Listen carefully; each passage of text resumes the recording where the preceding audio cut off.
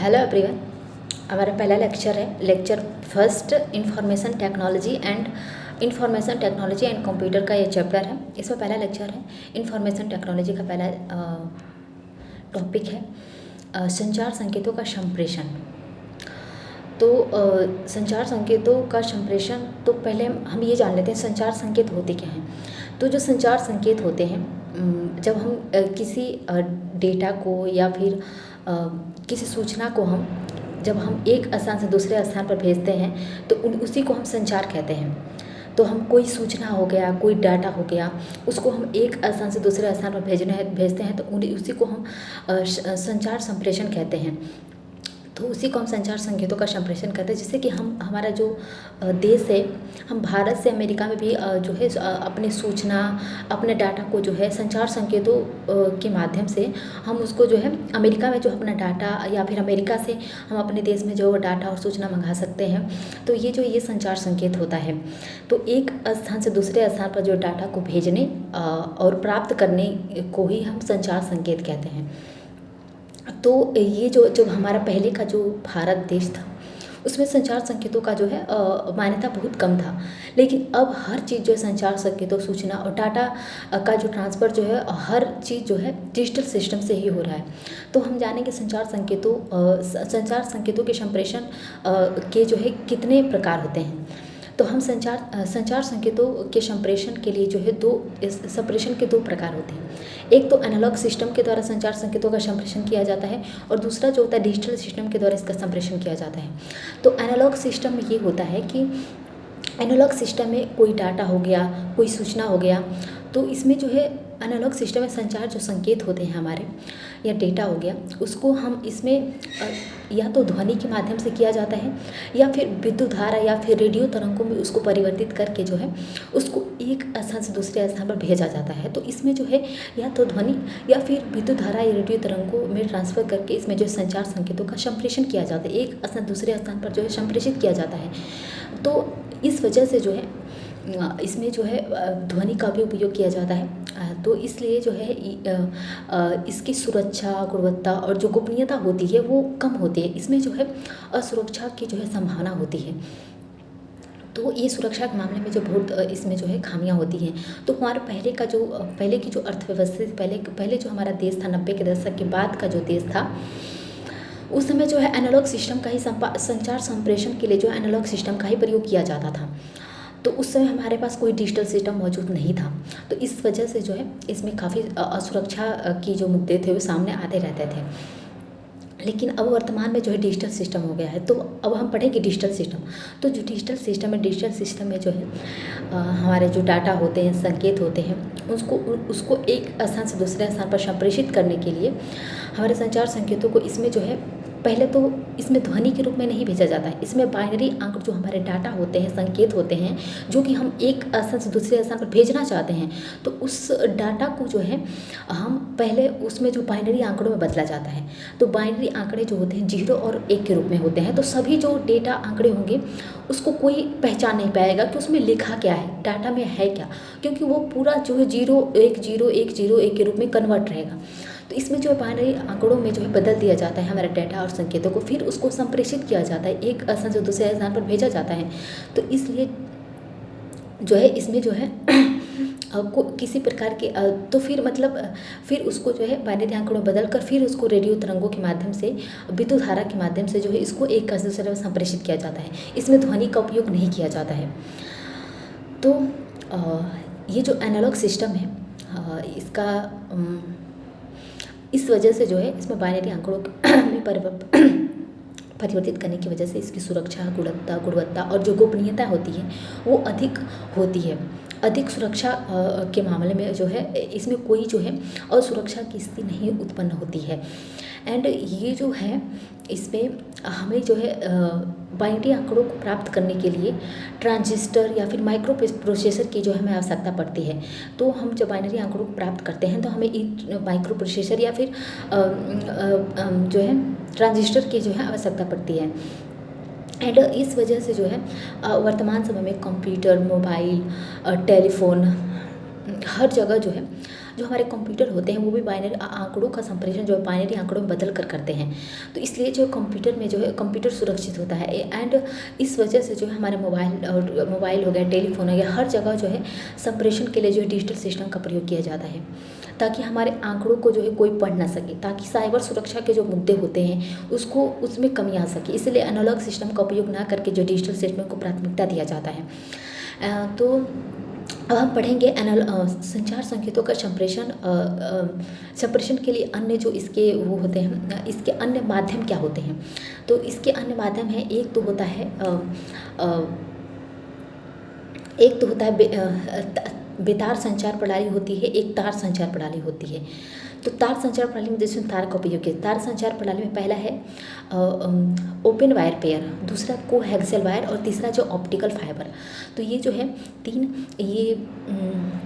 ये जो तीन है ये इनमें तारों का उपयोग किया जाता है संचार संकेतों के संप्रेषण के लिए। दूसरा है बेतार संचार प्रणाली। बेतार संचार प्रणाली में जो आ जाएगा हमारा आ जाएगा long radio wave, short radio wave and जो है स्पेस वेव। तो ये जो है स्पेस वेव या फिर माइक्रोवेव दोनों एक ही का नाम है। तो ये जो है तीन जो है हमारे बेतार संचार प्रणालियाँ हैं जिसमें तारों का उपयोग नहीं किया जाता है। तो इनके बारे में हम एक एक करके अभी पढ़ेंगे। जैसे कि ओपन वायर पेयर है, ओपन वायर पेयर में इसमें जो है दो तांबे के तार लिए जाते हैं। तो इसमें दो तांबे के एक जैसे ही समानांतर दिखने वाले तारों को लिया जाता है, इसमें लिया जाता है ओपन वायर पेयर में। और इनका उपयोग जो है पुराने समय में टेलीफोन और इंटरनेट में जो है इसका उपयोग किया जाता था, किया जा चुका है। लेकिन वर्तमान में जो इसका उपयोग नहीं किया जाता है, बहुत कम रेयर केसेस में ही किया जाता है। तो जो तांबे के दो समानांतर तार होते हैं, तो इसमें जो है दो तांबे के समानांतर तार को लिए जाते हैं, फिर उसके माध्यम से जो है उनको जोड़कर जो है संचार संकेतों का संप्रेषण किया जाता है। तो इसका उपयोग पुराने समय में टेलीविज़न और इंटरनेट में किया जा चुका है।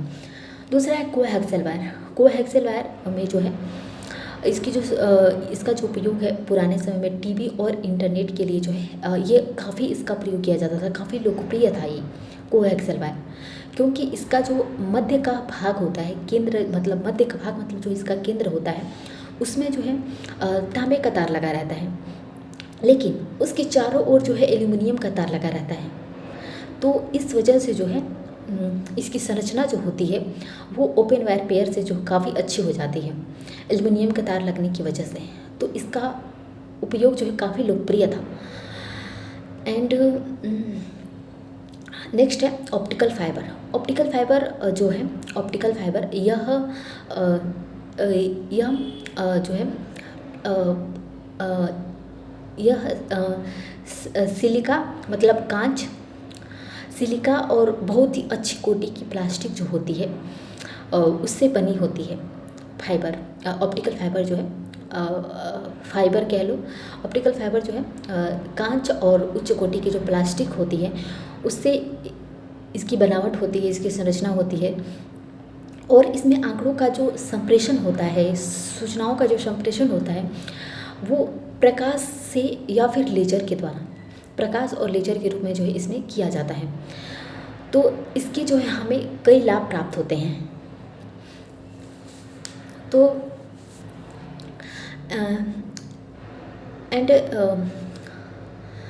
इसका उपयोग जो है बहुत ही हाई स्पीड इंटरनेट के लिए, अच्छी गुणवत्ता वाली इंटरनेट के लिए और टेलीकम्युनिकेशन में जो है इसका उपयोग जो है वर्तमान समय में काफ़ी किया जा रहा है। टेलीकम्युनिकेशन में जैसे कि फ़ोन में, मोबाइल फ़ोन में कॉल करने के लिए, वीडियो कॉल के लिए, तो उसमें जो है टेलीकम्युनिकेशन में जो है इसका जो है काफ़ी अधिक जो उपयोग इसका उपयोग जो है बढ़ गया है वर्तमान समय में। तो इस वजह से जो है ये जो सामान्य रूप से जो सामान्य हमारे तांबे के तार होते हैं उसकी तुलना में जो है यह बहुत अधिक उससे कई गुना जो है अधिक जो है संचार संकेतों का जो अधिक अच्छे ढंग से जो है संप्रेषण करती है तांबे के तारों की तुलना में। और इसमें जो है प्रकाश और लेजर को जो है एलईडी के द्वारा प्राप्त किया जाता है। तो इस वजह से जो है इसमें जो विद्युत धारा होता है, विद्युत धारा के जो है इसमें विद्युत धारा के जो असुरक्षा की कोई समस्या नहीं होती है। एंड इसमें जो है हमें अलग से कोई ऊर्जा की आवश्यकता नहीं पड़ती है। यह अपने आप में जो है एक ऊर्जा दक्ष प्रणाली होती है, क्योंकि इसमें एलईडी की मदद से जो है हमें प्रकाश और जो है लेजर की मदद से जो इसमें आंकड़ों का संप्रेषण किया जाता है। एंड इसमें जो है बहुत लंबी दूरी तक संकेतों का संप्रेषण करने के लिए इसमें जो है कोई जो है हमें अलग से जो है रिपीटर जो यंत्र होते हैं उसकी आवश्यकता नहीं पड़ती है। तो इसलिए जो इसमें जो है बहुत तकनीकी जो निवेश होता है वो कम होता है। तो ऑप्टिकल फाइबर को बनाने में तकनीकी निवेश बहुत कम होता है, क्योंकि जो है इसमें कोई वो अलग से ऊर्जा की आवश्यकता नहीं पड़ती है, कोई अलग से जो है इसमें हमें सहायक यंत्र जोड़ने की आवश्यकता नहीं पड़ती है। तो इसलिए जो है इसका जो वजन होता है काफ़ी हल्का होता है, देखने में काफ़ी हल्का होता है, और इसका प्रयोग करना भी काफ़ी आसान तरीके से हम इसका उपयोग कर सकते हैं। और इसका जो मूल्य होता है वो बाकी जो तारे हैं open wire, pair, coaxial wire, इनसे जो है कम होता है। तो इस वजह से जो है इनका उपयोग करना भी आसान होता है। ये देखने में भी जो है ये वज़न में भी हल्के होते हैं, इनका निवेश भी कम होता है, इनमें अलग से ऊर्जा की आवश्यकता नहीं पड़ती है। एंड इनमें जो है हमें अलग से कोई यंत्र जोड़ने की आवश्यकता नहीं पड़ती है। तो इस वजह से, और इसकी संरचना की बात करें, इसके स्ट्रक्चर की बात करें हम, तो इसमें जो है पहला जो भाग होता है इसका आगे का, उसको हम कोर कहते हैं। तो जो कोर होता है, कोर में जो है इसमें कोर वह भाग होता है जिसमें हम प्रकाश को जो है जो डाटा होता है, डाटा को हम प्रकाश के माध्यम से जो है, इसी में जो है डाटा प्रकाश के माध्यम से संप्रेषित होता है। तो इसी में जो है डाटा प्रकाश में कन्वर्ट हो जाता है और वो जो है चलता है। एंड दूसरा जो होता है क्लैडिंग जो होता है, यह जो है अंदर ही जो है डाटा, उसके जो डाटा होता है वो प्रकाश के माध्यम से रिफ्लेक्ट करता है, संप्रेषित करता है, प्रतिबिंबित करता है। रिफ्लेक्ट मतलब प्रतिबिंबित करता है। तो वो जो है दूसरा जो भाग होता है इसका जो है क्लैडिंग जो भाग होता है वो जो अंदर ही अंदर जो है इसकी डाटा को प्रकाश के माध्यम से रिफ्लेक्ट करता है वो। एंड तीसरा जो इसका जो भाग होता है उसको हम कोटिंग कहते हैं। कोटिंग जो है, कोटिंग में जो इसकी बाहरी सुरक्षा होती है वो काफ़ी अधिक होती है। तो यह इसमें जो है कोई बाहरी नुकसान से बचाने का कार्य करता है। जो कोटिंग इसका तीसरा जो इसकी भाग होता है संरचना का। तो इस वजह से जो ऑप्टिकल फाइबर जो है काफ़ी सुरक्षित होता है और काफ़ी इसका आसान तरीके से हम उपयोग कर सकते हैं। तो जैसे कि अभी इसका उपयोग वर्तमान समय में हम देखें तो वर्तमान समय में इसका उपयोग जो 5G नेटवर्क है, 5G नेटवर्क में जो है अच्छे गुणवत्ता वाले इंटरनेट, हाई स्पीड इंटरनेट के लिए जो है इसका उपयोग किया जा रहा है। अच्छी टेलीकम्युनिकेशन के लिए जो है इसका उपयोग किया जा रहा है 5G नेटवर्क में। जैसे 5G नेटवर्क में जियो, एयरटेल, VI जैसी जो कंपनियां हैं, ये जो है अपने इंटरनेट सेवाओं को, 5G इंटरनेट सेवाओं को और अधिक समृद्ध और अधिक जो है तेज़ गति से संप्रेषित 4G से बेहतर बनाने की कोशिश में जो वो ऑप्टिकल फाइबर का उपयोग कर रहे हैं, ताकि उनकी जो ऊर्जा ताकि उनका जो हाई स्पीड इंटरनेट की जो क्षमता है वो अधिक तीव्र हो जाए। और इसका उपयोग जो केबल टीवी होता है उसमें भी किया जाता है। तो इस वजह से वर्तमान समय में जो ऑप्टिकल फाइबर है, वर्तमान में हमारी जो संचार प्रणाली है उसमें जो बहुत अधिक प्रगति लाती है और इसका बहुत अधिक अलग अलग तरह से जो है इसका उपयोग किया जा रहा है नेटवर्क के लिए, ताकि हाई स्पीड नेटवर्क और टेलीकम्युनिकेशन की जो क्षमता है वो अधिक बेहतर हो पाए। क्योंकि इसका जो है अधिक मूल्य लागत भी कम होता है, अधिक निवेश क्षमता भी इसकी जो है कम होती है, तकनीकी निवेश इसमें कम लगता है। तो इस वजह से जो है इसको जो है उपयोग किया जा रहा है। एंड नेक्स्ट हमारा टॉपिक है लॉन्ग रेडियो वेव, या फिर हम इसको जो है इसको हम ग्राउंड वेव के नाम से भी जानते हैं। तो लॉन्ग रेडियो जो वेव है इसमें यह जो है बहुत अधिक तरंगदैर्ध्य की जो है रेडियो वेव होती है। तो अधिक तरंगदैर्ध्य की रेडियो वेव होती है जो पृथ्वी का जो हमारा सतह भाग होता है, पृथ्वी की सतह के जो है बहुत कम दूरी पर ही यह जो है चलता है लॉन्ग रेडियो वेव। एंड यह इसके द्वारा जो है एक सीमित जो भौगोलिक क्षेत्र होता है जैसे कि हमारा जो ये पूरा हॉस्टल का जो एरिया हो गया या फिर पूरा ये नॉर्थ कैंपस हो गया, तो एक सीमित, इसी को हम एक सीमित भौगोलिक क्षेत्र कहते हैं। तो ये जो मान लो नॉर्थ कैंपस हो गया, तो नॉर्थ कैंपस में ही जो है यह पृथ्वी के सतह के करीब ही जो है यह गमन करेगी और उसमें जो है उस क्षेत्र में जो है रेडियो तरंगों को जो है संप्रेषित करेगी, रेडियो तरंगों को संप्रेषित करेगी। तो इस वजह से हम इसको जो है ग्राउंड वेव के नाम से भी जानते हैं।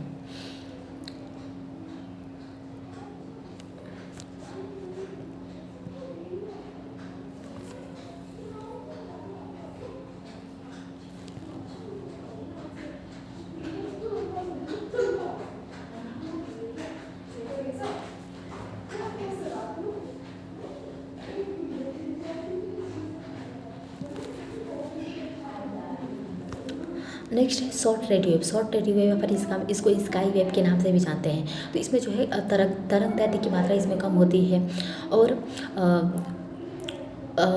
कम तरंग दैर्ध्य की जो है रेडियो वेव होती है, रेडियो धारा होती है, जो हमारा आयन मंडल होता है, यह आयन मंडल से टकरा कर जो है वापस जो है लौट आती है, पृथ्वी पर लौट आती है। तो इसीलिए इसका प्रयोग जो है ऐसे रेडियो संचार के लिए किया जाता है जो कि दूर के हों। तो इस वजह से जो है इसका शॉर्ट रेडियो वेव का उपयोग जो है इसको हम स्काई वेव के नाम से जानते हैं। एंड इसका उपयोग संचार संकेतों के संप्रेषण में जो है किया जाता है। एंड नेक्स्ट है माइक्रोवेव या फिर हम इसको जो स्पेस वेव के नाम से जानते हैं। तो इसमें जो है यह जो तरंगदैर्ध्य है, धारा है, यह आयन मंडल को भेद कर जो है अंतरिक्ष में पहुंच जाती है। अंतरिक्ष में पहुंच कर जो है पहुंच जाती है, जिसको हम उपग्रहों के द्वारा जो है हम इसको उपग्रहों के द्वारा हम इसको जो है देख पाते हैं, प्रयोग इसको जो हम प्राप्त कर पाते हैं उपग्रहों की मदद से। फिर इसको पृथ्वी पर जो है प्रसारित किया जाता है। तो इस वजह से जो है इसको हम स्पेस वेव के नाम से जानते हैं। तो ये सब जो बेतार संचार प्रणालियाँ हैं, इनका उपयोग जो है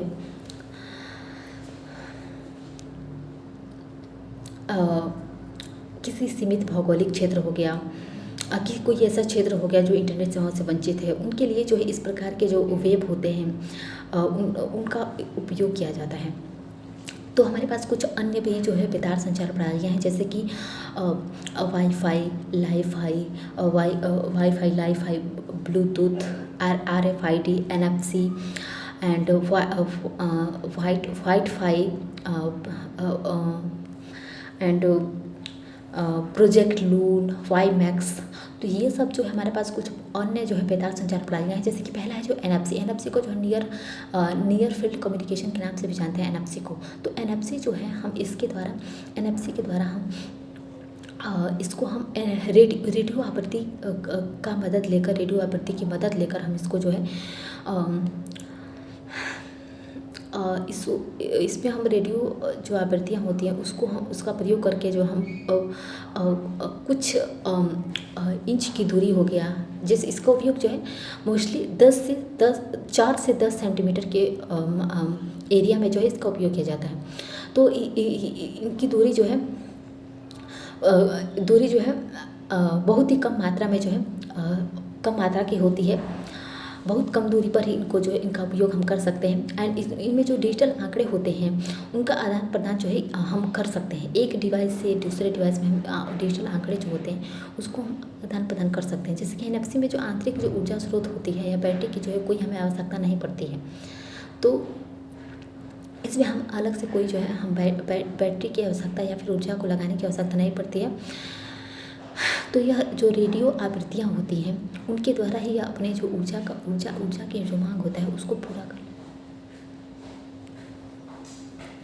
तो यह रेडियो आवृत्तियों की मदद से अपने जो ऊर्जा की जो मांग होता है वो पूरा कर लेता है।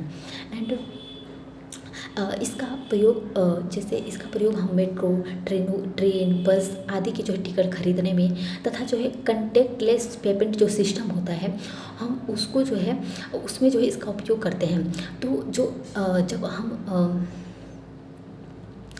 जिससे कि इसका उपयोग करना काफ़ी सरल होता है, क्योंकि जो है यह हमें बहुत अधिक जो है कनेक्टिविटी प्रदान करता है, त्वरित कनेक्टिविटी प्रदान करता है। इसको कनेक्ट करना आसान होता है और काफ़ी सुरक्षित होता है। एंड यह जो है इसमें हमें ऊर्जा की भी खपत कम होती है, क्योंकि अब ये रेडियो आवृत्तियों की मदद से ही अपनी ऊर्जा की मांग को पूरा कर लेता है। एंड ये सुरक्षा के मामले में जो है काफ़ी समृद्ध होता है। तो जब हम दो एनएफसी आंकड़ों को जो है आपस में जोड़ते हैं, आपस में संपर्क में लाते हैं, आपस में संपर्क में लाते हैं, तो करीब लाने पर जो उनके बीच जो है संचार अपने आप उत्पन्न हो जाता है। रेडियो आवृत्ति जो होती है उनके मतलब संचार उत्पन्न हो जाता है। और फिर यह जो है एक डेटा को संप्रेषित करती है, एक डिवाइस से दूसरे डिवाइस में डेटा को संप्रेषित करती हैं। तो इसमें हमें ब्लूटूथ की तरह कोई डिवाइस पेयरिंग करने की आवश्यकता नहीं पड़ती है। बस दो एनएफसी यंत्रों को जब हम स्टार्ट करके जब आपस में लाते हैं, तो हम किसी भी चीज़ को जो है एक डिवाइस से एक जगह से दूसरी जगह मतलब एक डिवाइस से दूसरे डिवाइस में जो हम उसको ट्रांसफ़र कर सकते हैं। तो इसका उपयोग जो है संपर्क रहित जो भुगतान होता है उसके लिए किया जाता है। एंड हम इसका स्मार्टफोनों की पहचान करने में कर सकते हैं। इसका उपयोग हम डाटा को ट्रांसफ़र करने के लिए कर सकते हैं। और टिकटिंग जो सिस्टम होता है, बस, मेट्रो, इस सब में जो हम इसका उपयोग कर सकते हैं। तो जैसे कि डाटा ट्रांसफ़र, जैसे कि हम इसके मदद से जब हम दो एनएफसी यंत्रों को आपस में लाकर हम जो है कोई फ़ोटो हो गया, कोई लिंक हो गया, कोई वीडियो हो गया, हम किसी भी प्रकार का डाटा जो है सेंड कर सकते हैं। तो हमें तो ये जो एनएफसी यंत्र है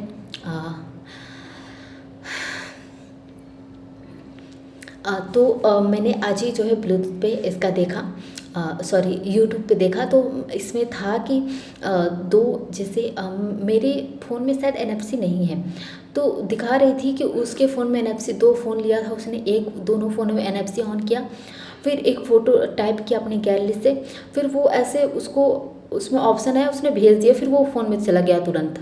बस उस दोनों फ़ोनों को ऐसे सटाया था आपस में। तो ऐसे एनएफसी यंत्रों का उपयोग किया जा सकता है, क्योंकि इसमें कोई हमें ऊर्जा लगाने की आवश्यकता नहीं पड़ती है, ना डिवाइस पेयरिंग करने की आवश्यकता पड़ती है। बस 2 एनएफसी यंत्र होनी चाहिए, तभी हम इसका लाभ उठा पाते हैं। नेक्स्ट है आरएफआईडी। आरएफआईडी को जो है रेडियो फ्रिक्वेंसी आईडी भी कहते हैं। तो जो रेडियो फ्रिक्वेंसी जो आईडी है, यह एनएफसी के ही समान होता है, लेकिन एक छोटा एनएफसी के समान, लेकिन एक छोटा इलेक्ट्रॉनिक यंत्र होता है। एंड इसमें जो है, जिसमें हम जो है जो आंकड़े होते हैं उनको जो है आंकड़ों को जो है स्टोर करके किसी व्यक्ति या फिर कोई भी वस्तु हो गया, व्यक्ति हो गया या फिर वस्तु हो गया, हम उसकी पहचान में जो इसका उपयोग कर सकते हैं। तो आरएफआईडी जो है रेडियो फ्रिक्वेंसी जो आईडी है, हम इसका उपयोग कर सकते हैं। और इसके जो है 2 प्रकार होते हैं। आरएफआईडी जो है 2 प्रकार के होते हैं। तो जैसे कि आरएफआईडी का जो है वर्तमान में उपयोग किया जाता है। एंड आरएफआईडी एक तो एक्टिव आरएफआईडी होता है, दूसरा पैसिव आरएफआईडी होता है। तो जो एक्टिव आरएफआईडी होता है, इसमें जो ऊर्जा स्रोत के रूप में जो इसमें बैटरी का प्रयोग किया जाता है। तो एक्टिव आरएफआईडी में इसमें बैटरी का प्रयोग किया जाता है, बैटरी लगा होता है इसमें, और यह जो है कुछ मीटर की जो है दूरी तक जो है कार्य कर सकता है। तो कुछ मीटर की दूरी तक के जो है संप्रेषण करने के लिए, कैप्चर करने के लिए रहता है, कार्य कर सकता है। जैसे कि वायरलेस जो कार होती हैं उनकी पहचान करने में, उनको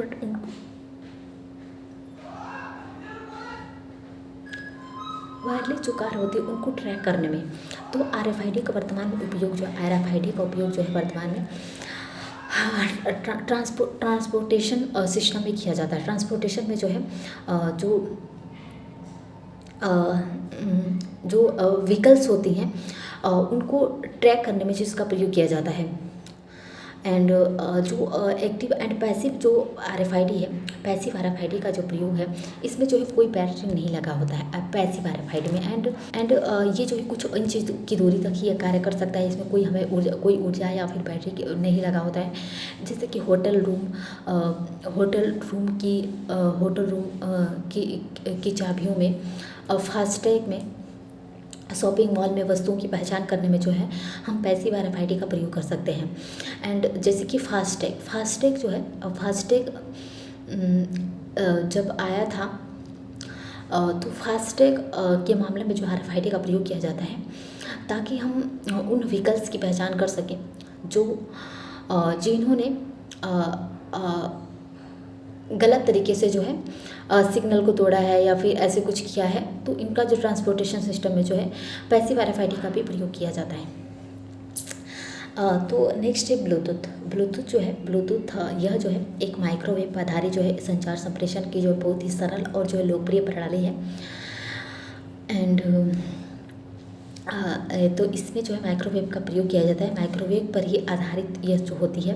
एंड इसके द्वारा इसमें यह जो है लगभग 10 मीटर की जो है 10 मीटर के क्षेत्र में जो है यह जो है विभिन्न डिजिटल उपकरण जो होती है उनको जोड़कर जो है आंकड़ों का जो है आदान प्रदान इसमें किया जा सकता है। तो ये जो ब्लूटूथ की संरचना होती है। एंड इसके द्वारा हम जो है इसके द्वारा विभिन्न निजी उपयोग के जो उपकरण होते हैं उनको जोड़कर हम जो है PAN का जो है निर्माण कर सकते हैं। तो जो ब्लूटूथ है वर्तमान समय में जो है इसका उपयोग किया जाता है। तो ये एक बेतार संचार प्रणाली है जिसका प्रयोग जो है डाटा और सूचना के संप्रेषण में जो है इसका प्रयोग किया जाता है ब्लूटूथ का। एंड नेक्स्ट है वाईफाई। वाईफाई को हम वायरलेस फिडेलिटी भी कहते हैं या फिर WLAN के नाम से भी जानते हैं। तो जो वाईफाई है, वाईफाई का भी प्रयोग जो है इसके द्वारा हम जो है 100 मीटर के क्षेत्र में जो है हम इसका प्रयोग कर सकते हैं, इसका लाभ उठा सकते हैं। एंड यह भी माइक्रोवेव पर आधारित जो है एक बेतार संचार प्रणाली या फिर नेटवर्क के रूप में जो है होती है।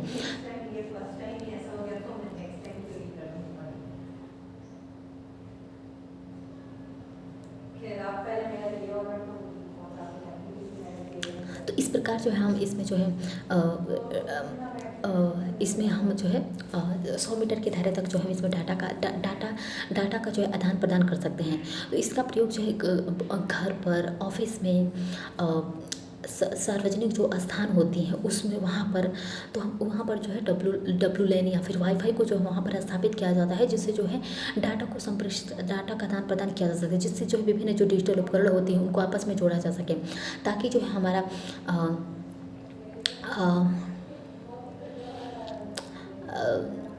ताकि हमारा जो है टेलीकम्युनिकेशन जो है वो अधिक ढंग से हो पाए। तो इसमें जो डाटा को संप्रेषण के लिए जो है इसको वर्तमान समय में अब हर जगह जो है इसका प्रयोग किया जा रहा है। वर्तमान समय में इसका हर ऑफिस, चाहे वो कोई भी स्थान हो, घर तक WLAN स्थापित किया जाता है ताकि हम डेटा का आदान प्रदान कर सकें। एंड ये जो है 100 मीटर के दायरे में जो है 100 मीटर के दायरे में हम जो भी वाईफाई की सेवा प्राप्त करते हैं हम उसको जो है वाईफाई हॉटस्पॉट के नाम से भी जानते हैं। तो नेक्स्ट है हमारा टॉपिक लाइफाई। लाइफाई को जो हम विजुअल लाइट कम्युनिकेशन या फिर लाइट जो है फिडेलिटी के नाम से भी जानते हैं। तो ये जो है इसमें बेतार संचार की जो है ये जो तकनीक है, बेतार संचार की जो नेटवर्क है, इसमें जो आंकड़ों का आदान प्रदान के लिए जो है इसमें कोई माइक्रोवेव रेडियो का जो है जो स्थान होता है, माइक्रोवेव रेडियो का जो स्थान होता है उसके स्थान पर जो है इसमें जो है प्रकाश का उपयोग किया जाता है। तो इसमें माइक्रोवेव रेडियो का प्रयोग नहीं किया जाता है, उसी के स्थान पर इसमें प्रकाश का उपयोग किया जाता है। तो लाइट का प्रयोग किया जाता है इसमें आंकड़ों के संप्रेषण के लिए। और प्रकाश की जो आवृत्तियाँ होती है इसमें जो है प्रकाश की जो तरंगे होती हैं उसको जो है इसमें संप्रेषित करने की जो है क्षमता बहुत ही कम परिवर्तन के द्वारा जो है आंकड़ों को संप्रेषण करने की जो क्षमता होती है, प्रकाश की जो आवृत्तियाँ होती है, तरंगे होती हैं उसमें। और ये जो प्रणाली होती है लाइफाई या फिर विजुअल लाइट कम्युनिकेशन जो है या फिर लाइफाई या फिर VIVC संकेत जो है प्राप्त करने के लिए कई प्रकार के जो इसमें कार्य करने पड़ते हैं, जैसे कि LED के साथ जो है इसमें डिजिटल उपकरणों को जोड़ा जाता है। तो जो LED होता है उसके साथ हम डाटा का अगर हम लाइफाई की मदद से अगर हम डाटा के आदान प्रदान का संप्रेषण का लाभ उठाना चाहते हैं तो पहले हम जो हमारा जो डिवाइस है उसको हम जो है LED से जोड़ेंगे। तो LED से जोड़कर जो इंटरनेट आंकड़ों का जो है इंटरनेट जो आंकड़े होते हैं उनको जो है प्रकाश संकेत में बदला जाता है। तो इस प्रकार जो इसका लाभ उठाया जाता है। एंड उपभोक्ता जो होता है, उपभोक्ता के कंप्यूटर, मोबाइल या फिर अन्य जो उपकरण होते हैं उसमें जो है वाईफाई संकेत की जो प्राप्ति होती है उसकी जो है लाइट सेंसर या फिर फोटो डिटेक्टर नामक यंत्र लगाने होते हैं, तभी जो है वह लाइफाई यंत्र की जो है सूचना प्राप्त कर सकता है कि किस जगह पर जो है लाइफाई लगा है। तो उसको जो है यह जो है लाइट सेंसर या फिर फोटो डिटेक्टर नामक यंत्र अपने जो है डिवाइस में जो लगाना होगा। एंड ये जो सिस्टम है ये पूरी तरह से जैसे कि इसमें वाईफाई की जो है जो वाईफाई है ये वाईफाई की तुलना में जो है एक बेहतर जो है संचार विकल्प के रूप में जो है होता है, क्योंकि जो है इसमें बहुत अधिक सुरक्षा होती है। जैसे कि जो वाईफाई है, वाईफाई की जो संप्रेषण करने की जो क्षमता होती है, सूचना और डाटा के संप्रेषण में जो क्षमता होती है वो वाईफाई की तुलना में जो है सैकड़ों गुना अधिक होती है। एंड ये परीक्षण जो स्तर होता है उस पर जो है वाईफाई से जो है 224 Gbps की संप्रेषण क्षमता जो है प्राप्त की गई है, जो कि वाईफाई से जो है काफ़ी बेहतर है। तो और प्रकाश और LED आधारित होने के कारण जो है इसका जो ऊर्जा की जो मांग होता है वो अत्यंत कम होता है। तो इसलिए जो है यह एक इसमें जो तकनीकी निवेश भी कम होता है। एंड यह जो है वाईफाई की तुलना करें हम इससे, तो वाईफाई की तुलना में जो है अधिक हमें सुरक्षा प्रदान करती है, क्योंकि जो प्रकाश की जो तरंगें होती हैं वो जो प्रकाश की तरंगें होती हैं वो जिस एरिया में लगाया गया है, मान लो LED हमारे किसी रूम में लगाया, मान लो इसी रूम में LED लगाया गया है, तो वहाँ पर जो LED लगाया गया है तो वहाँ पर उस अगर वाईफाई लगाया जाएगा, वाईफाई की सुविधा, तो वो जो है बस इसी कमरे में जो है जहाँ तक प्रकाश जाएगा तहाँ तक जो है वाईफाई डाटा का ट्रांसफॉर्मेशन हो पाएगा। तो इस वजह से जो है वाईफाई से जो है काफ़ी सुरक्षा के मामले अधिक सशक्त होते हैं, क्योंकि जो हम वाईफाई का तो हम 100 मीटर के दायरे पे इसका उपयोग कर सकते हैं, चाहे वो कहीं भी, मतलब अगर हम इसका हम पासवर्ड पता है तो हम इसका कोई भी इंसान जो है इसका गलत तरीके से भी उपयोग कर सकता है वाईफाई का, लेकिन वाईफाई का कोई नहीं कर सकता है, क्योंकि वाईफाई पहले तो इसको पहचानना पड़ता है कि कौन से LED बल्ब में जो है वाईफाई की सुविधा प्राप्त हुई है, वाईफाई मौजूद है कौन से LED में, पहले तो ये पता होनी चाहिए, तभी कोई इसका लाभ उठा पाएगा। एंड जो है अगर हम इसका लाभ उठाना चाहते हैं तो हमें पहले उसी एरिया में रहना है, जिस रूम में वाईफाई लगा है LED बल्ब के रूप में, हमें उसी रूम में रहकर जो हम डेटा का आदान प्रदान कर सकते हैं। अगर हम चाहेंगे कि बाहर थोड़ा जाकर जो है प्रकाश से दूर जाकर हम इसका लाभ उठा पाए तो ऐसा नहीं हो पाता है। तो एंड ये जो तकनीक है, इस तकनीक का जो विकास है हेरलेट हास जो कि अमेरिका के वैज्ञानिक, तो उन्होंने जो इसका पहली बार जो है वाईफाई शब्द का प्रयोग किया और उन्होंने वाईफाई का जो है खोज की। उन्होंने पहली बार जो वाईफाई शब्द का अपने देश में जो है प्रयोग किया, और इनके अनुसार भारत भी इंटरनेट सेवा के विस्तार के लिए जो है सोलर पैनल युक्त जो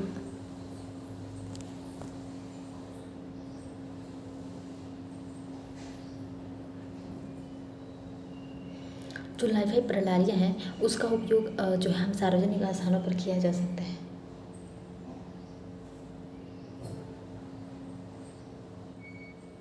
एंड जो है इसका उपयोग किया गया, एंड सार्वजनिक स्थानों पर भी इसका उपयोग मतलब किया जाता है।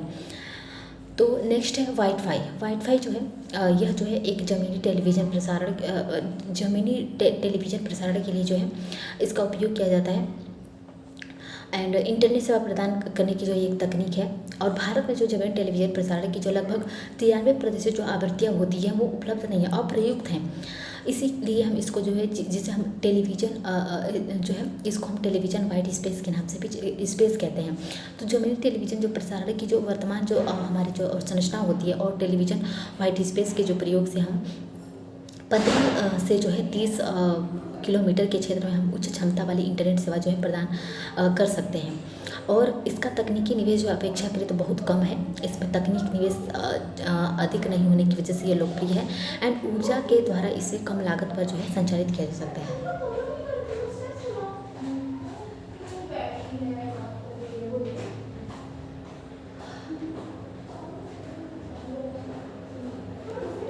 परियोजना के द्वारा बहुत कम लागत पर इसको संचालित किया जाता है और इस तकनीक का जो विकास है माइक्रोसॉफ्ट द्वारा जो है किया गया है।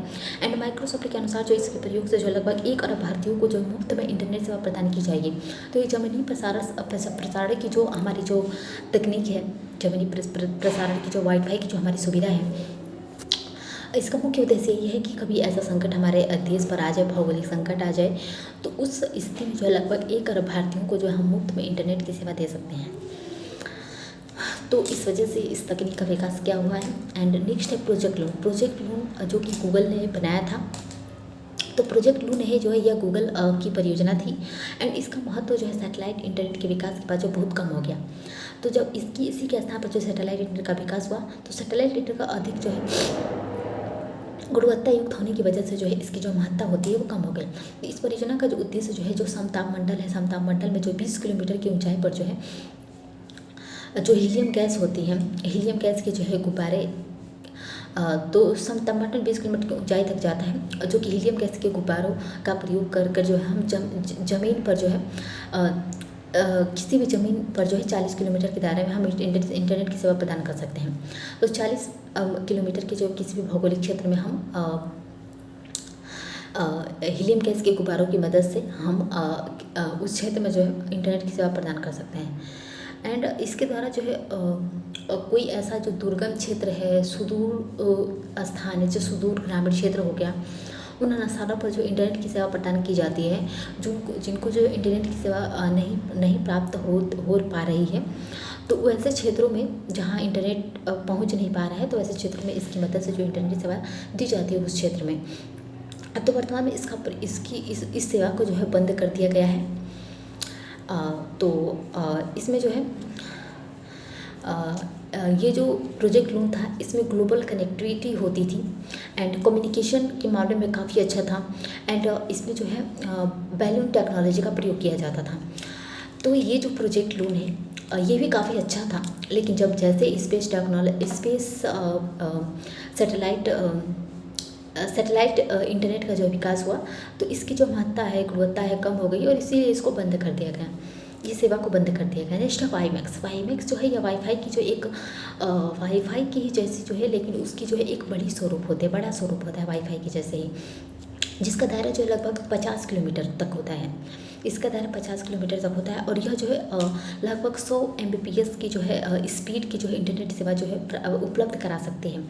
एंड इसके द्वारा जो है पूरे शहर को, इसके द्वारा किसी एक शहर को लेकर जो हम इंटरनेट सेवा उस शहर में दे सकते हैं। और भारत में इस सेवा का जो संचालन है BSNL के द्वारा किया जा रहा है। तो BSNL जो है वाईमैक्स की सेवा भारत में प्रदान करती है और वो किसी भी ऐसे क्षेत्र में जो है किसी भी शहर में जो है इंटरनेट की सेवा उपलब्ध करा सकती है और वो भी 50 किलोमीटर के दायरे में। तो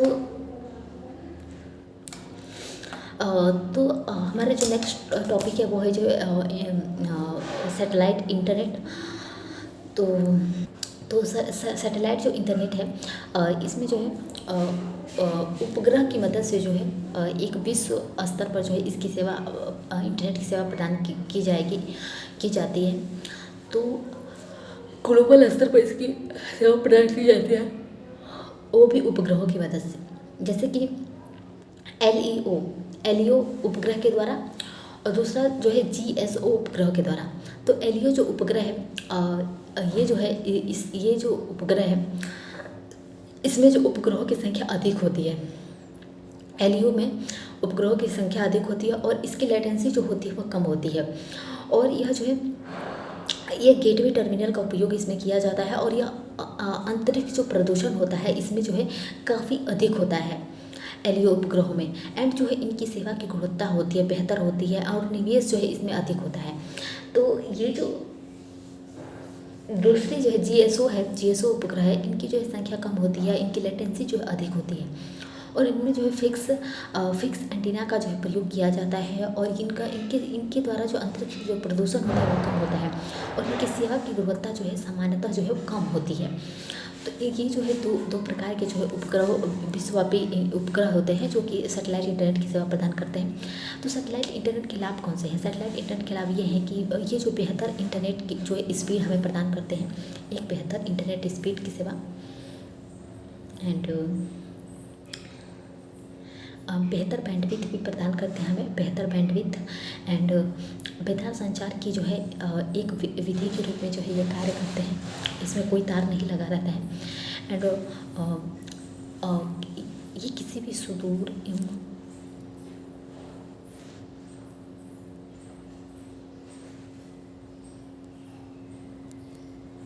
एंड ये किसी भी सुदूर एवं दुर्गम क्षेत्रों तक जो है पहुंच सकते हैं और प्राकृतिक आपदा के बाद भी यह कार्य कर सकते हैं। तो ये जो है इनके जो लाभ होते हैं कि यह किसी भी दुर्गम क्षेत्र में जो इंटरनेट की सेवा जो है दे सकते हैं। तो इनके नकारात्मक कुछ पहलू जैसे कि इसकी स्पीड जो है 5G से कम देखी गई है एंड इसकी स्थिति जो है लेटेंसी अधिक हो, कुछ स्थिति में इसकी लेटेंसी जो है अधिक हो जाती है।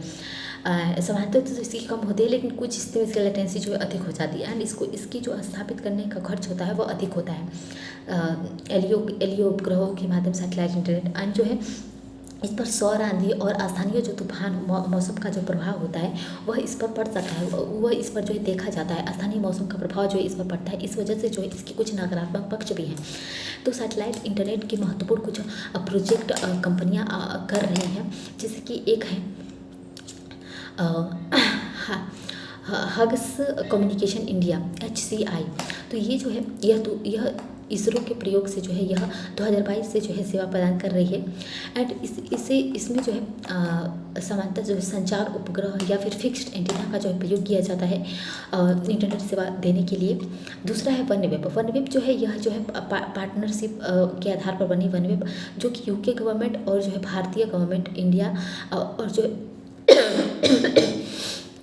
भारतीय गवर्नमेंट इंडिया ने जो है वनवेब बनाया। तो ये पार्टनरशिप पर बनी एक वेब है और यह वैश्विक स्तर पर जो LEO से स्थापित ग्रहों के द्वारा जो है एक इंटरनेट की सेवा प्रदान करती है एंड इसके प्रथम चरण में लगभग 150 LEO उपग्रहों को जो प्रमोचित किया जा सकता है। तो इसमें उपग्रहों की संख्या अधिक होती है, इसीलिए जो एक समय में 150 उपग्रहों को जो है भेजा जा सकता है विश्व के अलग अलग क्षेत्रों में एंड इसरो अपने जो है MBL3 के द्वारा जो है इस कंपनी को जो है प्रमोशन सेवाएं जो उपलब्ध करा रही है ताकि जो है यह उपग्रहों की संख्या और बढ़ा सके एक बार में। तो नेक्स्ट है स्टारलिंक जो कंपनी है, इस कंपनी के द्वारा जो लगभग 3600 उपग्रहों को जो है LEO में स्थापित किया गया है एंड जिसके द्वारा जो है लगभग 40 देशों को इंटरनेट की सेवा प्रदान कर रहे हैं एंड जो है भविष्य में जो है उपग्रहों की संख्या इसमें बढ़ाकर जो है लगभग 12,000 और अगले चरण में इसमें 42,000 जो है तक किया जाने का लक्ष्य रखा गया है। तो स्टारलिंक जो सैटेलाइट इंटरनेट के मामले में जो बहुत अच्छा कर रहा है एंड नेक्स्ट रिलायंस जियो है, इसने जो है यूरोपीय उपग्रह आधारित जो इंटरनेट सेवा प्रदान करती है एंड जो है यह जो कंपनी है SES के साथ जो है समझौता करके जो है यह इंटरनेट की सेवा प्रदान करने में जो अग्रसर होती है। तो यह जो यूरोपीय उपग्रहों के आधार पर जो है रिलायंस जियो काम कर रहा है एंड भविष्य में जो है एक उच्च स्तर के जो इंटरनेट सेवा उपलब्ध कराने की जो है कोशिश में जुटा हुआ है।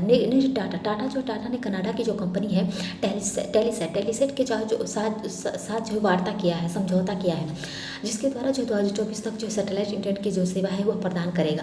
तो टाटा भी इस फील्ड में जो है आ गया है और यह कार्य करने वाला था 2024 तक, लेकिन जो है जो टाटा है टाटा जी की जो है निधन हो जाने की वजह से, लेकिन फिर भी जो है उनकी जो कंपनियां हैं वो सब जो है इस मतलब सैटेलाइट इंटरनेट की जो है सेवा प्रदान करेंगे 2024 तक। तो नेक्स्ट है मोबाइल टेलीफोनी या फिर सेलुलर फोन टेक्नोलॉजी। तो ये जो है इसमें जो है मोबाइल संचार के लिए जो है किसी बड़े भौगोलिक क्षेत्र को जो है छोटे छोटे सेल में जो है बांट दिया जाता है, छोटे छोटे सेल में बांट दिया जिसे जो है BTS कहते हैं और उस बड़े भौगोलिक क्षेत्र को जो है टेलीकॉम सर्कल कहते हैं हम। जिस बड़े भौगोलिक क्षेत्र को बांटा गया उसको हम टेलीकॉम सर्कल कहते हैं और जब हम छोटी छोटी सेल्स में बांटते हैं तो उसको हम BTS कहते हैं। तो मोबाइल संवाद या आंकड़ों का संप्रेषण करने के लिए जो BTS को जो है BTS के नेटवर्क के द्वारा जो है उसको स्थापित किया जाता है, जिसका निर्माण जो MSC के द्वारा जो है किया जाता है। तो जो BTS है, BTS को हम जो बेस ट्रांसाइंस स्टेशन कहते हैं, एंड जो है MSC को जो है हम master switching station control centre के नाम से जानते हैं। तो ये जो पूरी जो प्रक्रिया है मोबाइल टेलीफोनी की, ये जो है आंकड़ों के संप्रेषण के लिए जो है किया जाता है। नेक्स्ट है हमारा टॉपिक है mobile phone generations. Mobile phone generation में पहला है मोबाइल फ़ोन जनरेशन का पहला जो जनरेशन है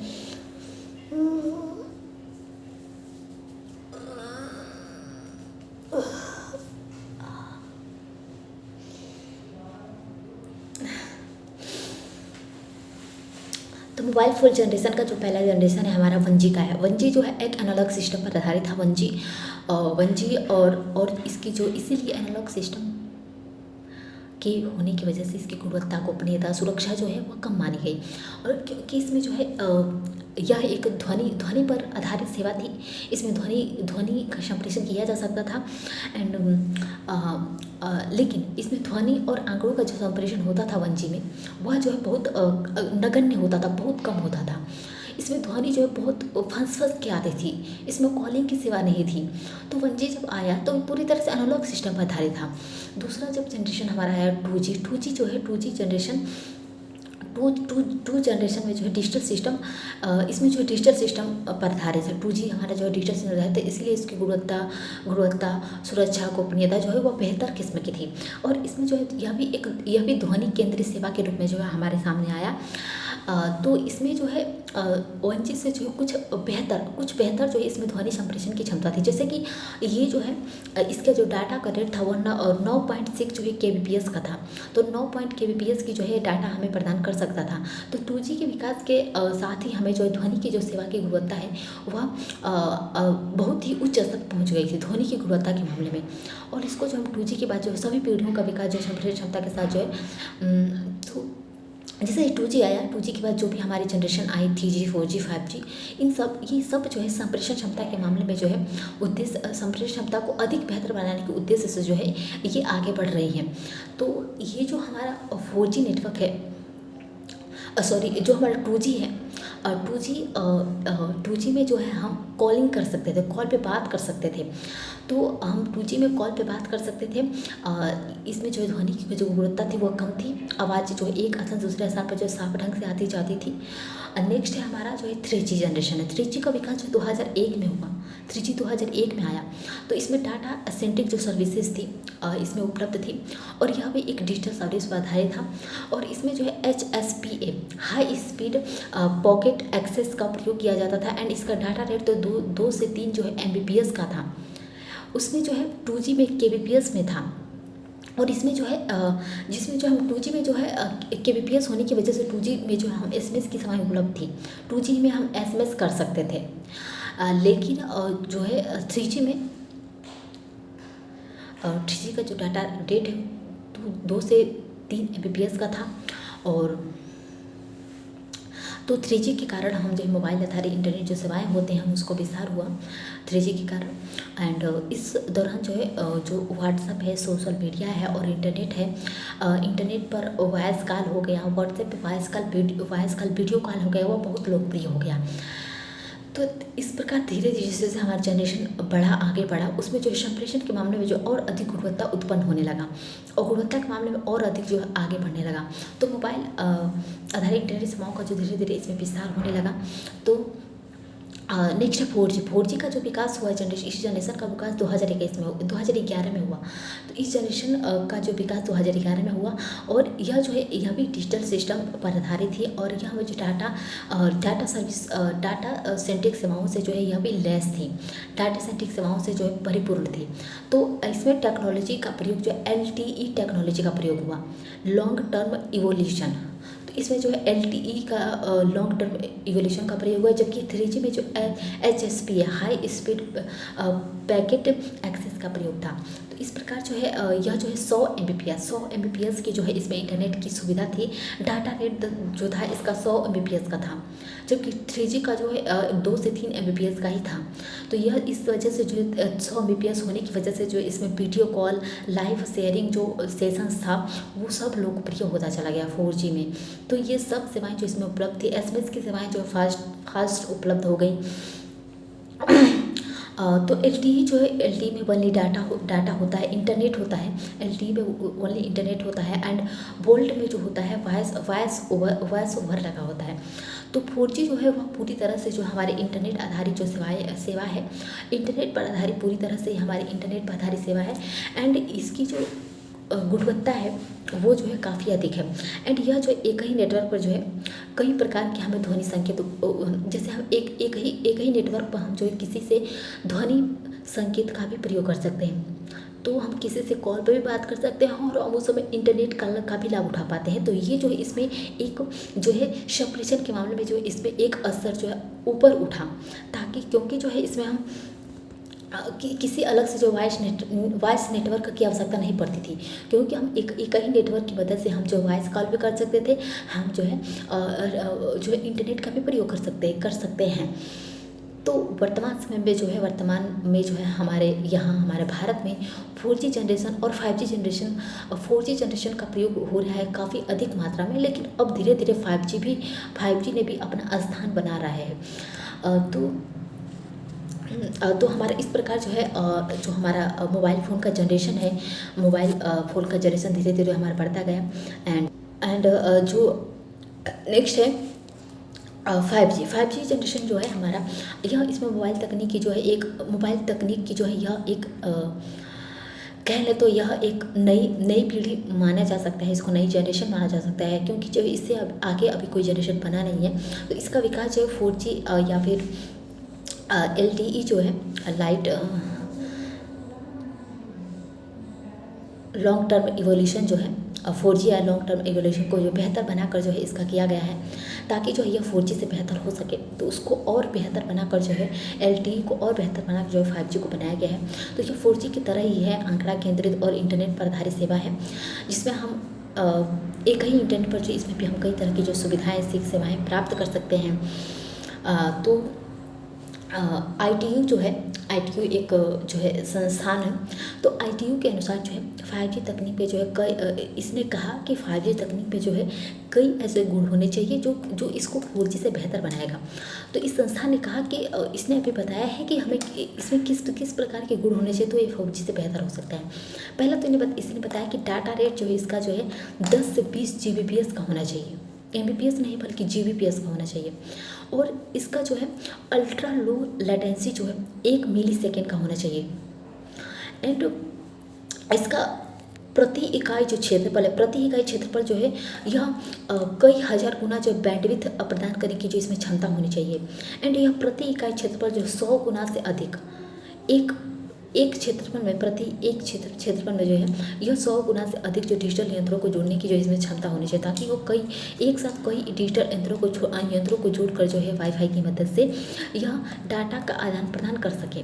एंड इसमें जो 99.99% नेटवर्क जो है अप टाइम की उपलब्धता होनी चाहिए। एंड इसमें 100% जो ग्लोबल कवरेज होनी चाहिए।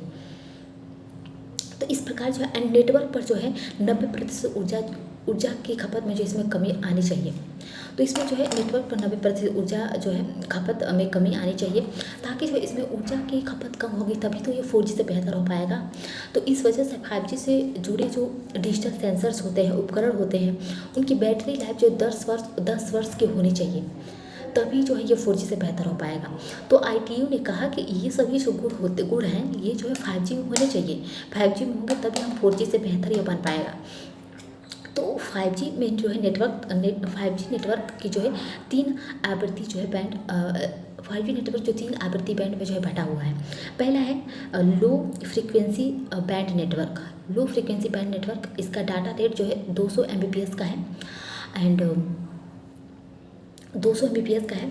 एंड इसका जो काफ़ी जो विस्तार है वह जो है विस्तार और क्षेत्र जो है सेवा क्षेत्र जो है वह व्यापक है, बहुत अधिक बहुत अधिक उच्च कोटि का है एंड इसमें मोबाइल फ़ोन की उपलब्धता होती है।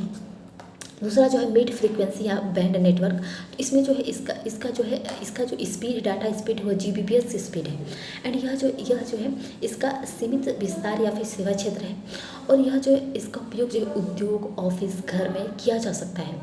तीसरा जो है high frequency band network. High frequency band network का जो डाटा स्पीड है 10 से 20 जीबीपीएस का होना चाहिए, 10 से 20 जीबीपीएस का होगा एंड ये जो है सिर्फ विशिष्ट क्षेत्रों को ही उपलब्ध होगा। कुछ ऐसे सेलेक्टेड क्षेत्र होंगे जिनको ये उपलब्ध कराया जाएगा, जैसे कि लाइव स्ट्रीमिंग के लिए, लाइव स्ट्रीमिंग प्लेटफॉर्म के लिए, आईटी सेक्टर के लिए। तो ऐसे क्षेत्र जहाँ पर हमें अधिक हाई स्पीड डाटा की आवश्यकता पड़ती है, तो वहीं पर हम high frequency band network 5G का इस्तेमाल कर सकते हैं। बाकी जो मिड फ्रीक्वेंसी बैंड नेटवर्क है, इसका हम उपयोग हर जगह, ऑफिस, घर, उद्योग, कहीं भी, मतलब कोई भी कर सकते हैं। तो इस लिए जो है इसकी जो 3 आवृत्तियाँ होती हैं 5G की, एक लो, मिड एंड हाई। तो 5G जो नेटवर्क है हमारा, 5G नेटवर्क के जो है के 2 प्रकार हैं। एक 5G जो है स्टैंड अलोन है, दूसरा 5G जो है नॉन स्टैंड अलोन है। तो 5G जो स्टैंड अलोन है, 5G स्टैंड अलोन, यह जो है 4G के ही समानांतर है, 4G के ही जैसा है, लेकिन इसमें जो 5G नेटवर्क है 4G के समानांतर है, लेकिन इसमें 5G नेटवर्क है जिसका 4G के साथ जो कोई संबंध नहीं है। पूरी तरह से इसमें 5G नेटवर्क उपलब्ध है स्टैंड अलोन में एंड इसमें जो है CN और RAN जो है दोनों नए होते हैं एंड CN और RN एक प्रोसेसर के रूप में कार्य करते हैं एंड जो है दूसरा ये जो नॉन स्टैंड अलोन है, इसमें जो है यह 4G नेटवर्क पर आधारित होता है, ना कि समानांतर, क्योंकि इसमें जो है 4G या फिर LTE का जो है का प्रयोग करके जो इसमें नेटवर्क का उपयोग किया जाता है और इसमें जो है कोर नेटवर्क तथा नया जो है RNA उपयोग नहीं किया जाता, बल्कि इसमें कोर नेटवर्क और पुराना RNA का प्रयोग किया जाता है। तो इस प्रकार जो इसके विकास के लिए हमें जो नए प्रकार, इसके विकास के लिए जो हमें नए तकनीकों, नए उपकरणों की आवश्यकता पड़ती है हमें स्टैंड अलोन के विकास के लिए और इसमें जो है हमें निवेश और अधिक निवेश करने की आवश्यकता पड़ती है और इसकी सेवा करने में जो अधिक समय लग सकता है। तो भविष्य में जो इस नेटवर्क पर जो 5G की जो पूर्ण क्षमता होती है वह प्राप्त करने का जो लक्ष्य रखा गया है, ताकि स्टैंड अलोन को जो है पूरी तरह से जो 4G से हटाकर जो इसको 5G में कन्वर्ट किया जा सके एंड जो नॉन स्टैंड अलोन है, इसका जो शुरुआती निवेश जो होता है वह कम है और इससे जो है कम समय में जो है सेवा को जो शुरू किया जा सकता है और इस नेटवर्क पर जो है 5G की जो 5G की जो पूरी क्षमता होती है, पूरी क्षमता को जो प्राप्त नहीं किया जा सकता है, क्योंकि इसमें नेटवर्क के रूप में जो LTE या फिर 4G का उपयोग किया जाता है, ना कि नेटवर्क के रूप में 5G का प्रयोग किया जाता है। स्टैंड अलोन में नेटवर्क के रूप में 5G का उपयोग किया जाता है, इसके लिए उसको भविष्य में जो है पूरी तरह से 5G बनाया जा सकता है, लेकिन इसको नॉन स्टैंड अलोन नहीं बनाया जा सकता है। तो 5G के उपयोग क्या हैं? 5G के उपयोग ये हैं कि यह जो है एक उन्नत मोबाइल ब्रॉडबैंड है जिसके द्वारा हम जो है इंटरनल जो है रियलिटी होती है, एक्सटेंडेड जो रियलिटी होती है और मेटावर्स जैसी जो संकल्पनाएं होती हैं, हम उसको जो है हमारा लाभ मिलेगा। जैसे कि इसका उपयोग जो है हम आर्गुमेंटेड AR में, जैसे कि वास्तविक दुनिया है, वास्तविक दुनिया में हम डिजिटल एलिमेंट को जोड़कर इसको दिखाया जाता है और इसमें जो वास्तविक दुनिया में जो अलग डिजिटल दुनिया होती है उसका जो है इसमें निर्माण किया जाता है, ताकि जो है इसे नए उपकरणों को विकसित किया जा सके। दूसरा जो मिक्स्ड MRMA जो है, इसमें वास्तविक दुनिया में डिजिटल दुनिया का समावेश किया जाता है, जिससे व्यक्ति अपनी इच्छा के विरुद्ध जो है इसको बदल सकते हैं, जैसे कि वर्चुअल फिल्टर, मेटावर्स इत्यादि। एंड नेक्स्ट है IoT संकल्पना का विकास, जो सामान्य उपयोग के सभी यंत्र और उपकरण होते हैं उनको इंटरनेट से जोड़कर जो उनकी कार्यदक्षता को बढ़ाए जाने की कोशिश किया जाता है। नेक्स्ट 4W जो है वर्ल्ड वाइड वायरलेस वेब की परिकल्पना का जो विकास, इसका विकास जो पूरे विश्व को जो उच्च क्षमता वायरलेस इंटरनेट की जो सुविधा प्रदान करेगा। तो इस प्रकार जो 5G का उपयोग जो है भविष्य में जो है काफ़ी ऐसे क्षेत्रों में किया जाने वाला है जो कि काफ़ी हमें जो है लाभ पहुंचाएगा। तो 4G के फ़ायदे कौन से हैं, सॉरी 5G के फ़ायदे कौन से हैं। तो 5G जो हमारी जनरेशन है इसके फ़ायदे इसमें कि इसमें 4G की अपेक्षा जो है लगभग 10 गुना, 4G की अपेक्षा लगभग 10 गुना अधिक इस इंटरनेट की स्पीड होगी और इसमें इसकी लेटेंसी जो है वह काफ़ी कम होगी और इसलिए जो है इसकी जो यह जो है रियल टाइम स्पीड जो है इसमें जो है रियल टाइम स्पीड मिलने की हमें संभावना होगी और ये जो है एंड यह जो है कटिंग एज प्रौद्योगिकी जैसे कृत्रिम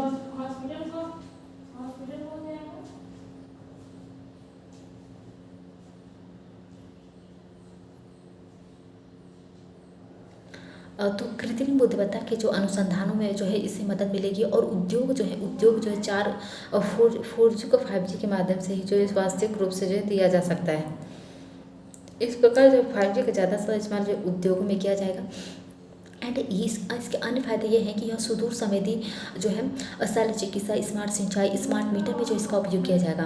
भारत में इसकी स्थिति यह है कि राष्ट्रीय इलेक्ट्रॉनिक्स नीति 2019 का उद्देश्य जो उभरते हुए प्रौद्योगिकी जैसे 5G, इंटरनेट ऑफ थिंग्स, कृत्रिम बुद्धिमत्ता आदि में जो है शुरुआती चरण में जो नवाचार और स्टार्टअप्स को जो इसको बढ़ावा देने में इसका उपयोग किया जाएगा। एंड भारत सरकार ने जो 5G तकनीक के विकास के लिए हमें 500 करोड़ के कोष बनाने की जो तैयारी कर रखी थी एंड इसकी चुनौतियाँ ये हैं कि यह जो है दूर संचार सेवा जो होता है प्रदाताओं को जो है सामूहिक जो ऋण होता है इनका लगभग 4.2 लाख करोड़ रुपए है, बल्कि 5G के जो विकास है तो जो 5 लाख करोड़ भारी भरकम निवेश की आवश्यकता पड़ी थी।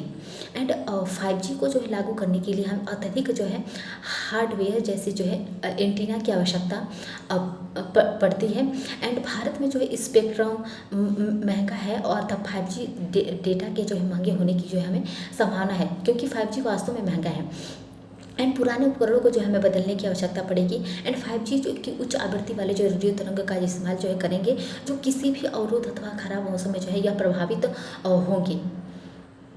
तो ये जो है एंड 5G विकिरण जो है स्वास्थ्य के लिए जो अधिक हानिकारक हो सकते हैं। तो इस वजह से क्योंकि इसमें जो अधिक तरंगदैर्ध्य की जो इसमें अधिक तरंगदैर्ध्य वाले रेडियो तरंगों का जो उपयोग किया जाएगा जो कि हमारे स्वास्थ्य के लिए काफ़ी हानिकारक होंगे। एंड भारत में दूरसंचार क्षेत्र में जो अधिक उपकरण जो है आयात किए जाते हैं।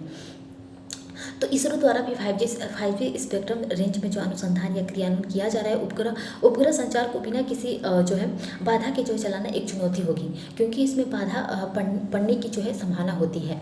इसलिए 5G की जो कुछ चुनौतियाँ होती हैं एंड हमारा नेक्स्ट चैप्टर है वो है new age computer technology.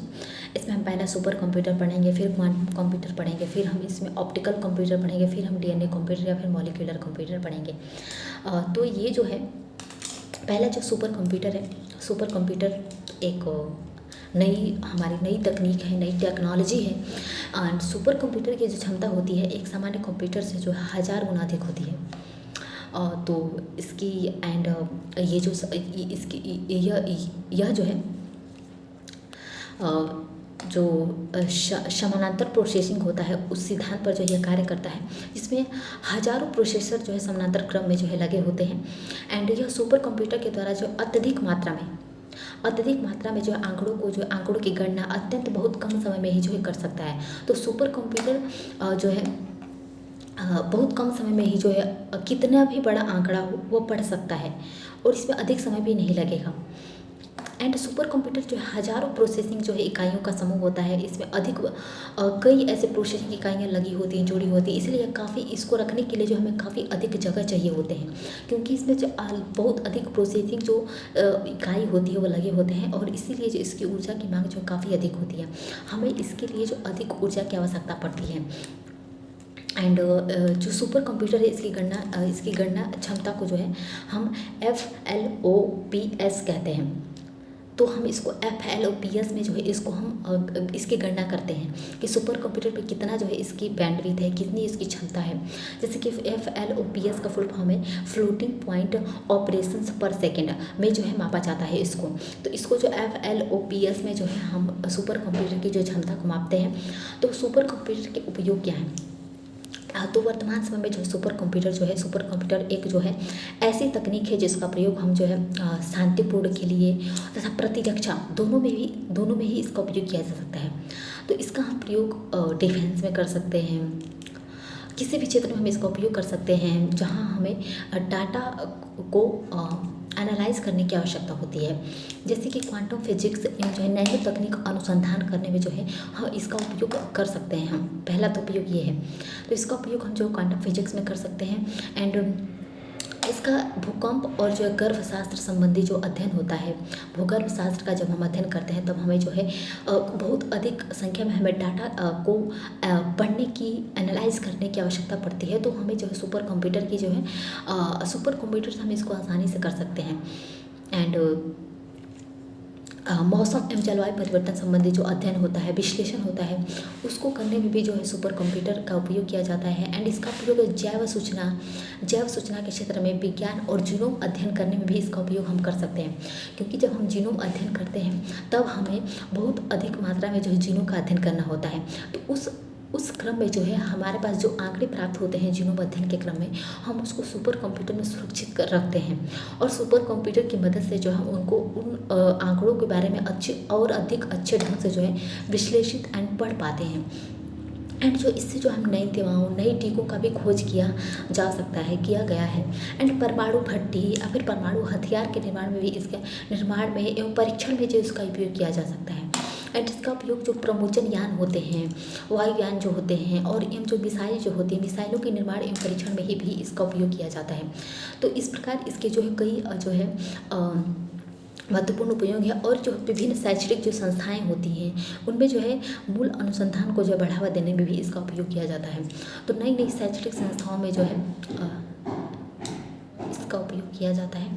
And इसका उपयोग विभिन्न प्रकार के जो हमारे जो वर्चुअल जो ट्रूथ होता है, सत्यता होती है, उसके निर्माण करने में, उसके द्वारा परीक्षण मॉडल को विकसित करने में जो इसका उपयोग वर्तमान में जो है किया जा रहा है। तो जो सुपर कंप्यूटर है, सुपर कंप्यूटर का उपयोग जो है इसके द्वारा किसी भी देश की जनसंख्या से प्राप्त जो आंकड़े होते हैं, किसी भी प्रकार का आंकड़ों, कितनी भी उसकी जो है कितनी भी मात्रा में हो, उस आंकड़े को जो है हम सुपर कंप्यूटर से पढ़ सकते हैं। सुपर कंप्यूटर से उसको हम अध्ययन कर सकते हैं, विश्लेषण कर सकते हैं। तो इसलिए जो सुपर कंप्यूटर में जो है हमें अधिक निवेश क्षमता एंड जो है इसका मूल्यवर्धन का जो मान अधिक होता है। एंड हमें इसमें अधिक जो ऊर्जा खपत करने की आवश्यकता पड़ती है। इसीलिए जो है सुपर कंप्यूटर के मामले में भारत जो है चौथे स्थान पर आता है।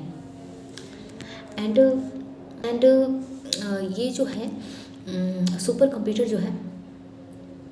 सुपर कंप्यूटर का विकास जो है एक अमेरिका के वैज्ञानिक ने किया था, सेमोर क्रे के द्वारा जो है 1960 के दशक में जो इसका उपयोग किया गया था। एंड भारत में जो इसके विकास के लिए जो लगभग 1988 में जो सीडेक एक संस्थान है जो कि पुणे में है। तो सुपर कंप्यूटर बनाने के लिए सीडेक का स्थापना किया गया पुणे में। एंड जिसके संस्थापक जो अध्यक्ष थे वह डॉक्टर विजय भटकल थे। एंड जिनके नेतृत्व में, जिनके दिशा निर्देश में जो है 1981 में भारत का पहला सुपर कंप्यूटर बन के तैयार हुआ, जो कि सीडेक ने ही बनाया, जो कि पहला हमारा सुपर कंप्यूटर है परम 8000 का विकास हुआ, जो कि भारत का पहला सुपर कंप्यूटर है। एंड वर्तमान समय में भारत के जो कई अन्य जो संस्थान होते हैं वो सुपर कंप्यूटर के विकास और निर्माण में जो काफ़ी सक्रिय हैं, ताकि वो सुपर कंप्यूटर का निर्माण कर सकें। तो जैसे कि बड़ी बड़ी जो संस्थान कंपनियां हैं, जैसे कि हो गया IISc, DRDO, BARC, ISRO, Tata सॉम्स। तो इस प्रकार की जो बड़ी बड़ी टेलीकॉम कंपनियां हैं वो जो है सुपर कंप्यूटर बनाने में जो जुटी हुई है, सुपर कंप्यूटर बनाने की कोशिश में लगी हुई हैं। एंड तो सुपर कंप्यूटर की जो लिस्ट आती है, तो हर वर्ष जो सुपर कंप्यूटर की टॉप 500 लिस्ट आती है, जिसमें जो सुपर कंप्यूटर, कौन सा सुपर कंप्यूटर बेहतर किस्म का है, उसमें जो है इसको उनको रैंक किया जाता है। जैसे कि इस वेबसाइट पर जो है दुनिया के सर्वश्रेष्ठ जो है 500 सुपर कंप्यूटर जो होते हैं उनको जो है प्रकाशित किया जाता है। तो सभी देश जो है जिनके पास सुपर कंप्यूटर है वो अपने सुपर कंप्यूटर को प्रकाशित करते हैं। तो जैसे कि 61 जो है टॉप मतलब 500 में जो है 61 जो कंप्यूटर थे वो जो है उनको जो है शॉर्ट लिस्ट किया गया। जून 2023 में ये हुआ। तो पहला जो है फ्रंटियर जो है, फ्रंटियर अमेरिका का जो सुपर कंप्यूटर है, इसका जो स्थान जो है पहला था, पहले स्थान पर आया। तो ये टॉप 3 में आए। तो पहले स्थान पर फ्रंटियर जो अमेरिका का सुपर कंप्यूटर था, इसकी जो क्षमता थी, इसका 1.7 जो है EFLOPS था। एंड जो है दूसरा जो है फुगुका जो है, यह जापान की जो है सुपर कंप्यूटर है। ये इसका जो है इसका जो माप है 537 जो PFLOPS है। एंड नेक्स्ट है लूमी जो है एक जो है इंग्लैंड की जो है यूके का जो है कंप्यूटर है। एंड यह 214 जो है इसका PFLOPS जो है इसकी क्षमता है। तो इस प्रकार जो 3 कंप्यूटर को टॉप 3 में रखा गया, टॉप 3 स्थान दिया गया। फिर इसको जो है कंट्री वाइज रैंकिंग को देखें तो हम कंट्री वाइज रैंकिंग को देखें तो अमेरिका के जो 150 कंप्यूटर आए और 150 कंप्यूटर, चाइना के 134 सुपर कंप्यूटर, जर्मनी के 36, इंडिया के 4। तो इस प्रकार जो है इंडिया जो है चौथे स्थान पर आता है सुपर कंप्यूटर के मामले में। तो इस वजह से भारत जो है सुपर कंप्यूटर को बनाने में, सुपर कंप्यूटर को विकसित करने में जो है काफ़ी अग्रसर हो रखा है।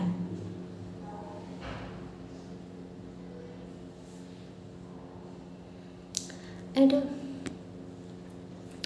तो भारत में कंप्यूटर के संदर्भ में जो है शुरुआती जो विकास था इसका जो है संतोषजनक था। तो शुरुआती स्तर पर इसका विकास जो है काफ़ी संतोषजनक था कि हाँ, हम सुपर कंप्यूटर के मामले में आगे चल रहे हैं। लेकिन धीरे धीरे जो एशियाई प्रतिस्पर्धा के मामले में, एशिया से प्रतिस्पर्धा करने के मामले में भारत, चीन और जापान की तुलना में जो है काफ़ी पीछे रह गया। और चीन और जापान जो है भारत से प्रतिस्पर्धा करके जो आगे निकल गए। तो इस ये जो परिस्थिति थी इसको सुधारने के लिए भारत में जो है नेशनल सुपर कंप्यूटिंग मिशन की जो है शुरुआत की गई, ताकि जो भारत में सुपर कंप्यूटर की जो स्थिति है उसको सुधारा जा सके। तो जिस नेशनल सुपर कंप्यूटिंग मिशन का उद्देश्य ये है कि 70 से अधिक उच्च क्षमता वाला कंप्यूटर का विकास करना, एंड जिसकी सेवाएं जो विभिन्न शैक्षणिक संस्थाएं होती हैं और अनुसंधान केंद्र होते हैं को जो है प्राप्त होगा। तो जिसके लिए जो इन सुपर कंप्यूटर को जो है ग्रिड नेटवर्क के द्वारा जो है नेशनल नॉलेज नेटवर्क से जो है इसको जोड़ा जाएगा, ताकि जो है हम सुपर कंप्यूटर के मामले में जो अधिक अग्रसर हो सके। तो नेशनल कंप्यूटिंग मिशन जो है न्यूज में बना रहता है। तो भारत का सर्वश्रेष्ठ सुपर कंप्यूटर को देखें तो पहला तो है ऐरावत जो है, ऐरावत को जो सीडेक ने ही विकसित किया था। इसका टॉप 500 में इसका स्थान जो 75 पर है। एंड इसका स्पीड जो है 13 PFLOPS का है। एंड यह जो है ऐरावत जो है पूरी तरह से AI पर आधारित सुपर कंप्यूटर है। इसका उपयोग जो है शैक्षणिक संस्थानों के द्वारा जो है विभिन्न प्रकार के जो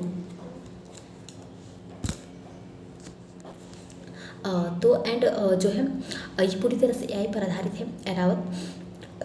इसका शैक्षणिक संस्थानों में इसका प्रयोग किया जाता है। इसका प्रयोग जो है विभिन्न प्रकार के वैज्ञानिक प्रयोगों में भी इसका प्रयोग किया जाता है। एंड दूसरा जो है परम सिद्धि जो है, परम सिद्धि ये भी पूरी तरह से आर्टिफिशियल इंटेलिजेंस पर आधारित है। इसका भी विकास सीडेक ने ही किया है। इसका टॉप 500 में इसका स्थान जो 131 है। तो इसका भी प्रयोग शैक्षणिक संस्थानों में मूल अनुसंधान को जो बढ़ावा देने में इसका प्रयोग किया जा रहा है। तो मोस्टली इनका प्रयोग जो है, जो हमारे शैक्षणिक संस्थाएं हैं उनमें जो है आंकड़ों के अध्ययन के लिए जो है इसका प्रयोग किया जा रहा है।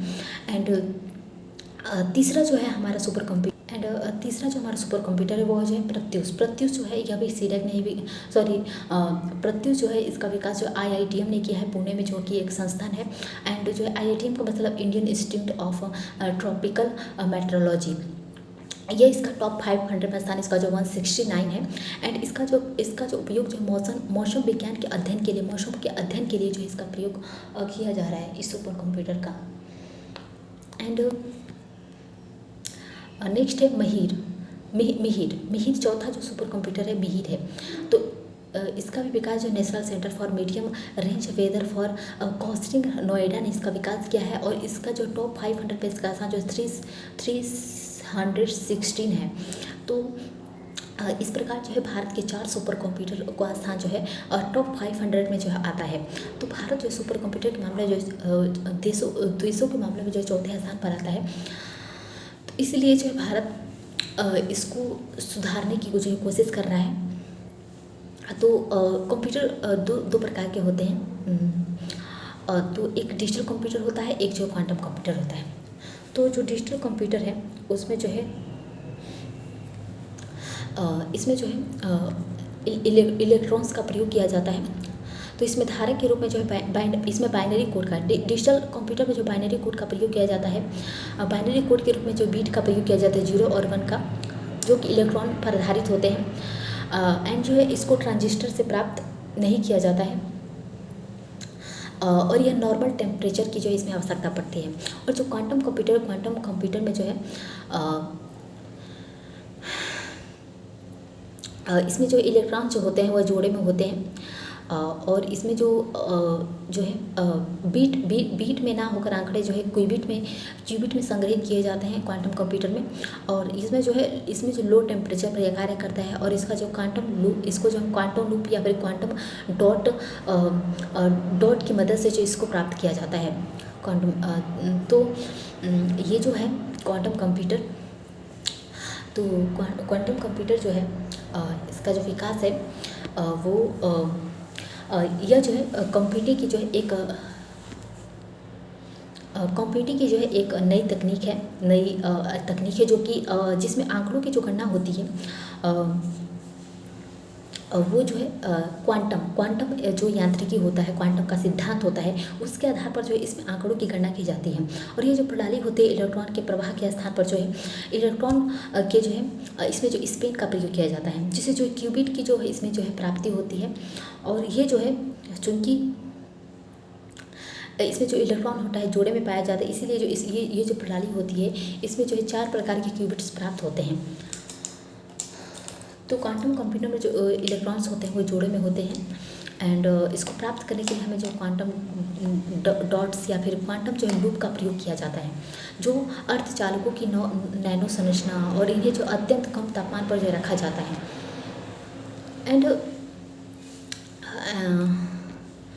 एंड ये जो है क्वांटम कंप्यूटिंग की जो अवधारणा होती है वो क्वांटम यांत्रिकी के जो है 2 सिद्धांतों पर आधारित होती है। तो इसलिए जो इसमें पहला जो सिद्धांत है वो है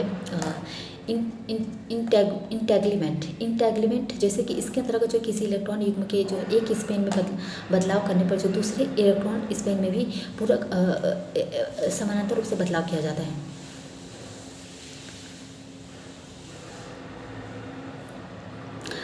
तो इसमें जो क्यूबिट का यह बदलाव जो क्वांटम गणनाओं के लिए आवश्यक होता है, तो इसलिए जो इसी जो किया जाता है ताकि जो क्यूबिट का बदलाव किया जा सके, जो कि गणनाओं के लिए आवश्यक होता है। दूसरा जो सुपर पोस्टिंग में जो है इसके द्वारा जो ऊर्जा के प्रयोग जो होता है इलेक्ट्रॉन युग्मों के समान स्पिन की प्राप्ति से की जाती है। तो इलेक्ट्रॉन युग्मों का इसमें प्रयोग करके जो है आंकड़ों का प्राप्त किया जाता है। तो क्वांटम कंप्यूटर का जो विकास है वो 2011 में हुआ, जो कि कनाडा स्थित एक कंपनी थी डी वेब सिस्टम ने, जो कि कनाडा की कंपनी थी डी वेब सिस्टम ने जो इसका विकास किया। जो दुनिया का पहला व्यवसायिक क्वांटम कंप्यूटर जो है डी वेब 2000 का जो विकास किया गया, जो कि दुनिया का पहला जो क्वांटम कंप्यूटर था। एंड वर्तमान समय में जो इसके विकास के लिए जो गूगल, IBM, माइक्रोसॉफ्ट, नासा जैसे बड़े बड़े जो औद्योगिक संस्थान है, बड़े बड़े जो कंपनियां हैं, वो जो है क्वांटम कंप्यूटर के विकास में जो है विकास के लिए जो है आगे बढ़ रही हैं। एंड कई संस्थान जो इसमें कार्य कर रहे हैं। और जो इसकी जो संभावनाएं होती हैं वो कृत्रिम बुद्धिमत्ता AI पर और मशीन लर्निंग जैसे क्षेत्रों की तलाश कर रहे हैं, ताकि जो इसको और जो है AI केंद्रित बनाया जा सके।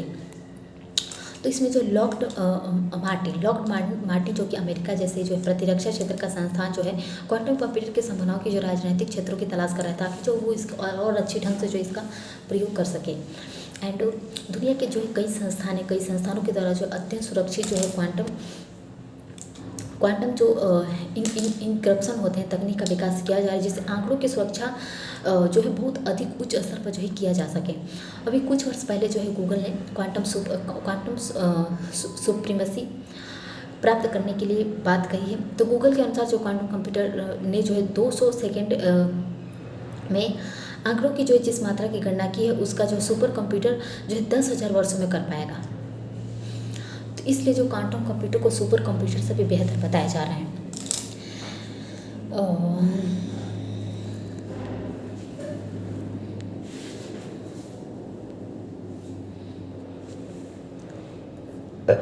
एंड जो सुपर कंप्यूटर है, जो क्वांटम कंप्यूटर है, तो भारत में क्वांटम कंप्यूटर का विकास कैसे हुआ?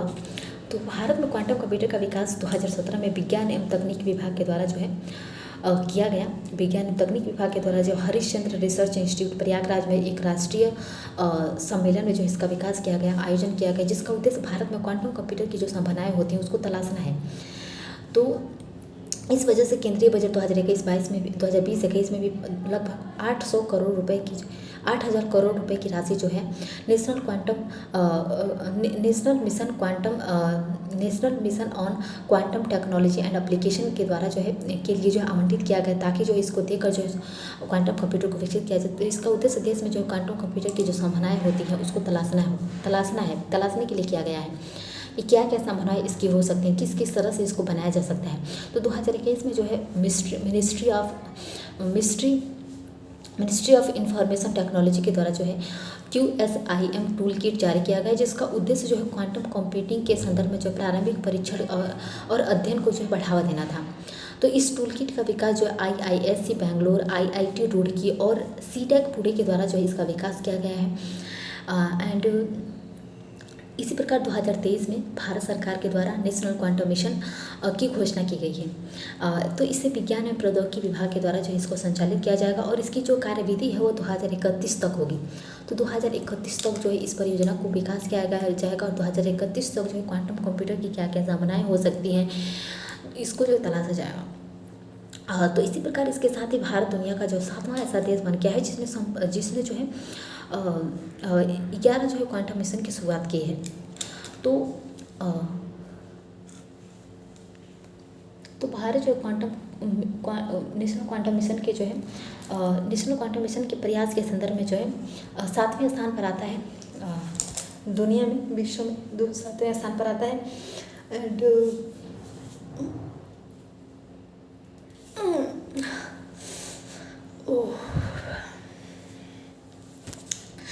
एंड ये जो पूरा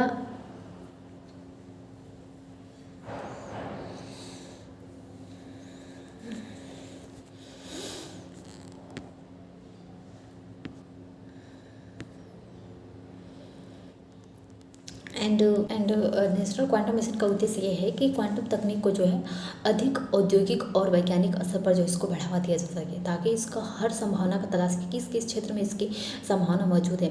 और क्वांटम तकनीक के विकास के लिए जो है एक ऐसा परिवेश प्रदान करना है जिसमें वो अनुकूलित हो सके और अधिक संभावनाएं को ढूंढा जा सके। तो नेशनल क्वांटम मिशन जो है के अंतर्गत जो 4 क्षेत्रों पर जो ध्यान दिया जाएगा, जैसे कि पहला है क्वांटम कंप्यूटिंग, दूसरा quantum communication, quantum sensing and metrology, quantum device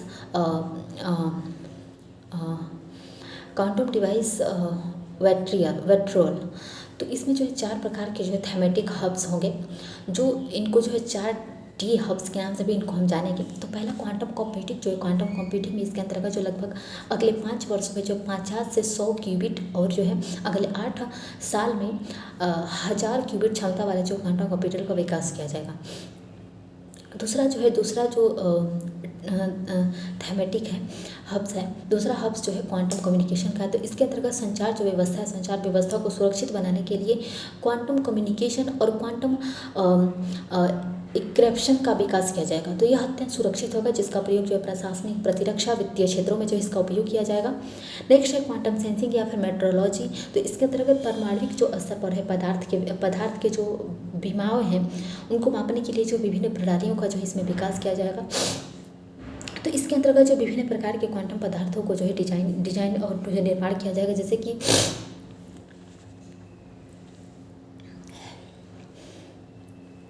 super conductor एवं जो है उच्च क्षमता वाली सेमीकंडक्टर का जो इसमें प्रयोग किया जाएगा। तो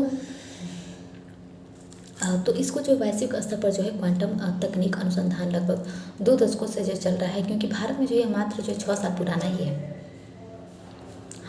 तो नेशनल क्वांटम जो मिशन है, क्वांटम तकनीक के जो संदर्भ में इसके संदर्भ की बात करें तो इसमें जो है जो शिक्षित मानव है, शिक्षित मानव के संसाधन और जो आधुनिक अवसंरचना होती है उसमें कमी होती है, और इस क्षेत्र में हम अंतर्राष्ट्रीय सहयोग को जो बढ़ावा देने की हमें आवश्यकता होती है, ताकि हम अंतर्राष्ट्रीय सहयोग को बढ़ावा देकर और अधिक जो हम इसकी संभावनाओं को ढूंढ सकें। तो किस हद तक जो है अंतर्राष्ट्रीय में जो है इसकी संभावनाएं क्या मौजूद हैं और हम इसकी किस प्रकार की संभावनाओं को तलाश सकते हैं। तो यह जो नई कंप्यूटिंग संकल्पना है, इसमें जो है बाइनरी और जो है डिजिटल आंकड़ों की गणना के लिए जो इलेक्ट्रॉन के साथ स्थान पर फोटोन का प्रयोग किया जाता है। तो ऑप्टिकल कंप्यूटर में जो ऑप्टिकल प्रोसेसर एवं सर्किट लगे होंगे एवं जो है आंकड़ों की गणना के लिए जो है प्रकाश संकेतों का प्रयोग करेंगे। तो ऑप्टिकल कंप्यूटर के जो निम्नलिखित लाभ होंगे, जैसे कि प्रकाश की प्राप्ति जो एलईडी से की जाएगी, इसके फलस्वरूप इसकी ऊर्जा मांग जो है कम होगी और यह जो है पर्यावरण के लिए जो अनुकूल होगा, और यह प्रकाश या फोटोन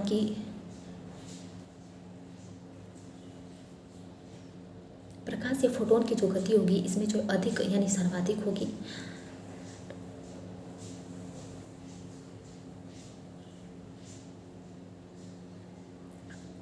इसके फलस्वरूप जो कंप्यूटर में आंकड़ों का संप्रेषण एवं गणना जो होता है वह अधिक तीव्र गति से होगा।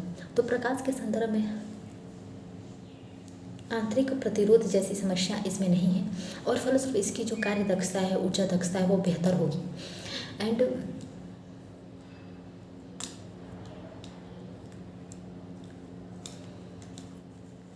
2016 में जो है MIT USA के द्वारा जो प्रकाश आधारित सरल हाइड्रोजन का विकास किया गया है, जो भविष्य में जो है अधिक हमें सतत और अधिक संभावनाओं की तलाश जो है क्वांटम कंप्यूटर में हो पाएगी।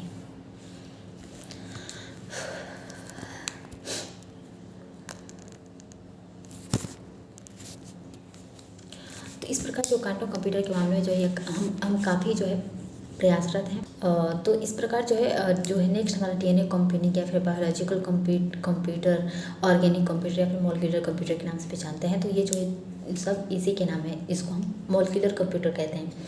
तो मॉलिक्यूलर जो कंप्यूटर है, इसकी अवधारणा जो जैव अणुओं का प्रयोग करके आंकड़ों के संग्रहण और गणना के लिए इसको प्रयोग किया जाएगा। इसमें जैव अणुओं का प्रयोग किया जाएगा, इसलिए जो इसको DNA को इसमें जो उपयुक्तता से प्रयोग किया जाएगा। और DNA में जो बाइनरी आंकड़ों को जो है नाइट्रोजन क्षार के जो है अनुकरण के रूप में जो इसमें सुरक्षित रखा जा सकता था। इस DNA को जो है हम बैसिलस सबटिलिटीज़ जैसे जीवाणुओं के प्रयोग कराकर जो हजारों वर्षों तक जो इसको सुरक्षित रखा जा सकता है। एंड 2018 में जो है नेचर मैगजीन में प्रकाशित एक आलेख के अनुसार जो 1 ग्राम DNA में लगभग 15 पेटा बीट DNA जो है सुरक्षित रखे जा सकते हैं। एंड DNA कंप्यूटिंग की जो दूसरी संकल्पना है, DNA आधारित कंप्यूटिंग प्रणाली का जो विकास करना है। तो 2005 में जो है बाइनरी जो है इजरायली वैज्ञानिकों ने जो है DNA आधारित दुनिया का जो है सबसे छोटा कंप्यूटर प्रणाली के विकास का जो है दावा किया है। तो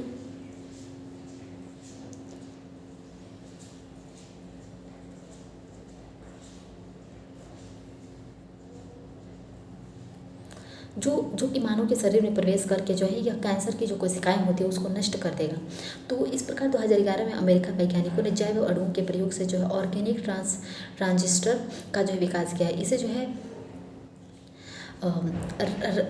रेटा हेक्सेन भी कहा जाता है। तो इस प्रकार इसका उपयोग किया जाता है।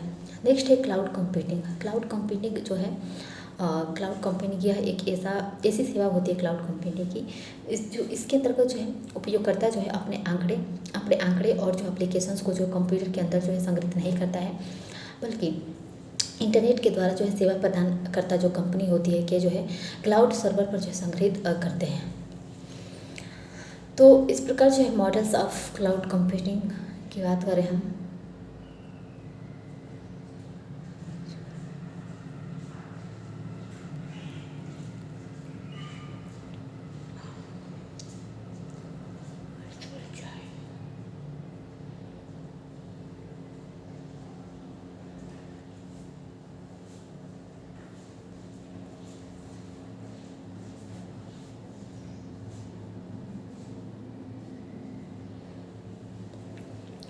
तो नेक्स्ट है क्लाउड कंप्यूटिंग। क्लाउड कंप्यूटिंग जो है, क्लाउड कंप्यूटिंग यह एक ऐसी सेवा होती है जिसके अंतर्गत जो उपयोगकर्ता जो होता है अपने आंकड़े और एप्लीकेशन को हो जाता है कंप्यूटर के अंदर जो है संग्रहित नहीं करता है, तो बल्कि इंटरनेट के द्वारा जो है सेवा प्रदान करता कंपनी के जो है क्लाउड सर्वर पर जो है इसको संग्रहित करते हैं।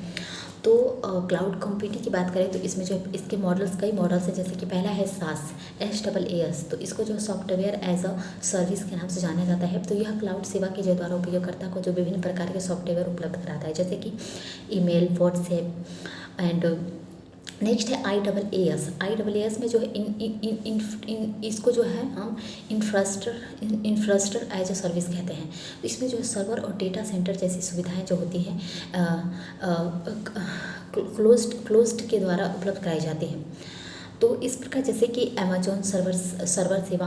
नेक्स्ट है PaaS, तो इसको हम प्लेटफॉर्म एज ए सर्वर के नाम से भी जानते हैं। तो ऑपरेटिंग सिस्टम एवं जो है वेब ऐप उपलब्ध कराए, इसमें जो है कराए जाते हैं, जैसे कि एंड्रॉयड एवं जो है गूगल ऐप्स। एंड जो है SaaS, storage as a service, तो यह जो आवश्यकता आधारित जो है डिजिटल स्टोरेज की सुविधा प्रदान करता है, जैसे कि drop box, one drive, Google drive. इस प्रकार की जो हमें क्लाउड कंप्यूटिंग की जो सुविधा जो है हम वर्तमान में जो क्लाउड कंप्यूटिंग के जो लाभ उठाते हैं, अनेक प्रकार के अलग अलग प्रकार के जो सर्वरों के माध्यम से जो हम क्लाउड कंप्यूटिंग के जो लाभ उठा पाते हैं। एंड हम किसी भी स्थान, नेटवर्क या डिजिटल यंत्र में जो है इसको जो है हम प्रयोग कर सकते हैं।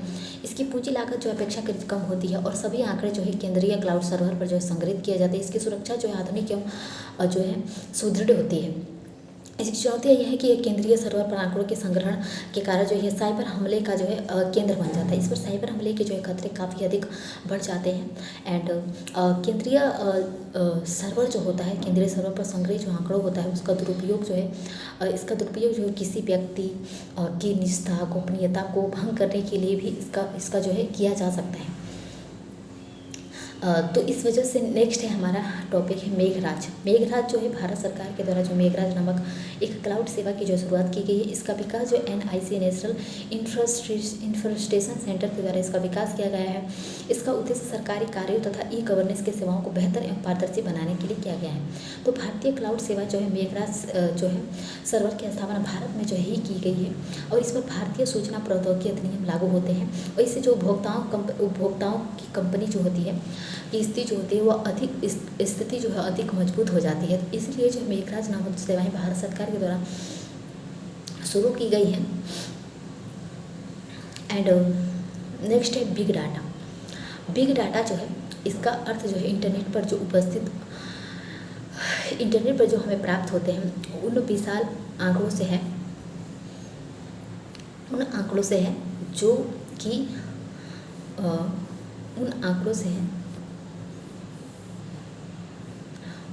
है जो कि उपभोक्ता एवं संस्थान के द्वारा जो इंटरनेट पर किए गए कार्यों से उत्पन्न होते हैं।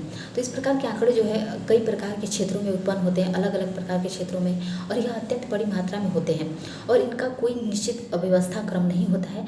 और इन विशाल आंकड़ों का अध्ययन और विश्लेषण के क्षेत्र को जो हम बिग डाटा विश्लेषण कहते हैं। तो बिग डाटा के जो है इस प्रकार की विभिन्न जो जानकारियाँ होती है, पैटर्न होते हैं, प्रिंट का पता चलता है हमें। तो बिग डाटा के जो 4 अभिलक्षण होते हैं, जैसे कि इसको हम 4 V's के नाम कहते हैं। पहला है वॉल्यूम, विशाल आंकड़ा समूह। दूसरा है वेलोसिटी, प्रति सेकंड नए आंकड़ों की उत्पत्ति। तीसरा है वैरिटी, अलग अलग क्षेत्र के आंकड़े। चौथा है वेरासिटी, अपूर्ण आंकड़ों का समूह।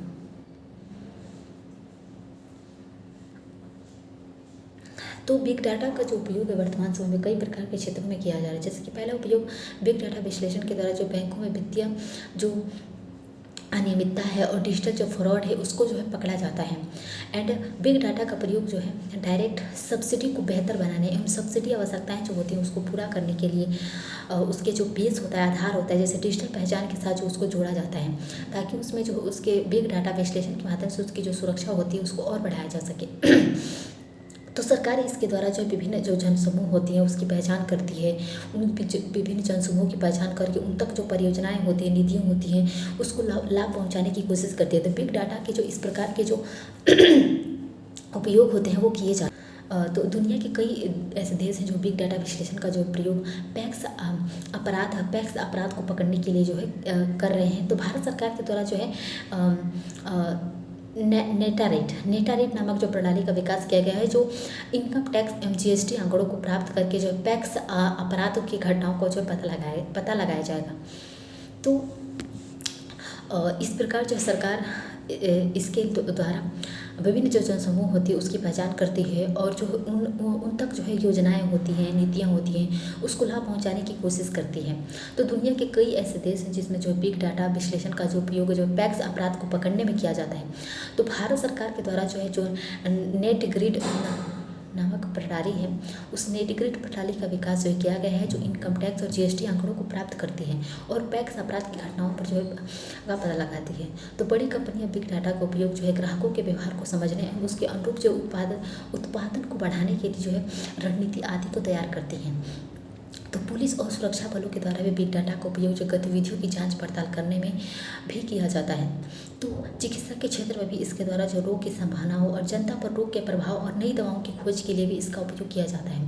तो इस प्रकार जो कोविड के दौरान जो है इसका काफ़ी बड़ी मात्रा में जो है बिग डाटा का उपयोग किया गया जो है रोगों की पहचान करने में, और शिक्षा व्यवस्था में इसके प्रयोग से जो विद्यार्थियों का विषय के प्रति रुझान और उनके अनुरूप शिक्षा व्यवस्था में जो है आवश्यक बदलाव किया जा सकता है। और कृषि के क्षेत्र में इसके जो स्थानीय मौसम या मृदा के आधार पर जो है जो उचित फसल होता है, उचित फसल का चुनाव किया जा सकता है तथा अधिक पैदावार का आकलन भी किया जा सकता है। तो इस प्रकार बिग डाटा विश्लेषण के द्वारा किसी व्यक्ति की आय का जो है स्तर जो होता है, स्वास्थ्य की जो जानकारी होती है, अन्य जो निजी जानकारियाँ होती हैं उसका पता लगाया जा सकता है और उस व्यक्ति की जो है उसके big data analysis, big data की मदद से उस व्यक्ति की जो सुरक्षा की जा सकती है, उस व्यक्ति की पहचान की जा सकती है। तो इस प्रकार बिग डाटा के जो इतने हमें लाभ प्राप्त होते हैं अलग अलग क्षेत्रों में जो हम इनका प्रयोग कर सकते हैं, तो इसके जो कुछ हमें चुनौतियाँ भी देखने को मिलती हैं। तो जैसे भारत में जो आंकड़ों का जो है डिजिटलीकरण एक समस्या है। तो कई क्षेत्र जो आंकड़े डिजिटल रूप में नहीं है, कई क्षेत्रों में जिसके फलस्वरूप बिग डाटा विश्लेषण जो है संभव नहीं हो पाता है। जैसे कि लैंड रिकॉर्ड, जो भूमि का रिकॉर्ड नापते हैं, तो उसके लिए हमें डिजिटल बिग डाटा का प्रयोग नहीं कर पाते हैं।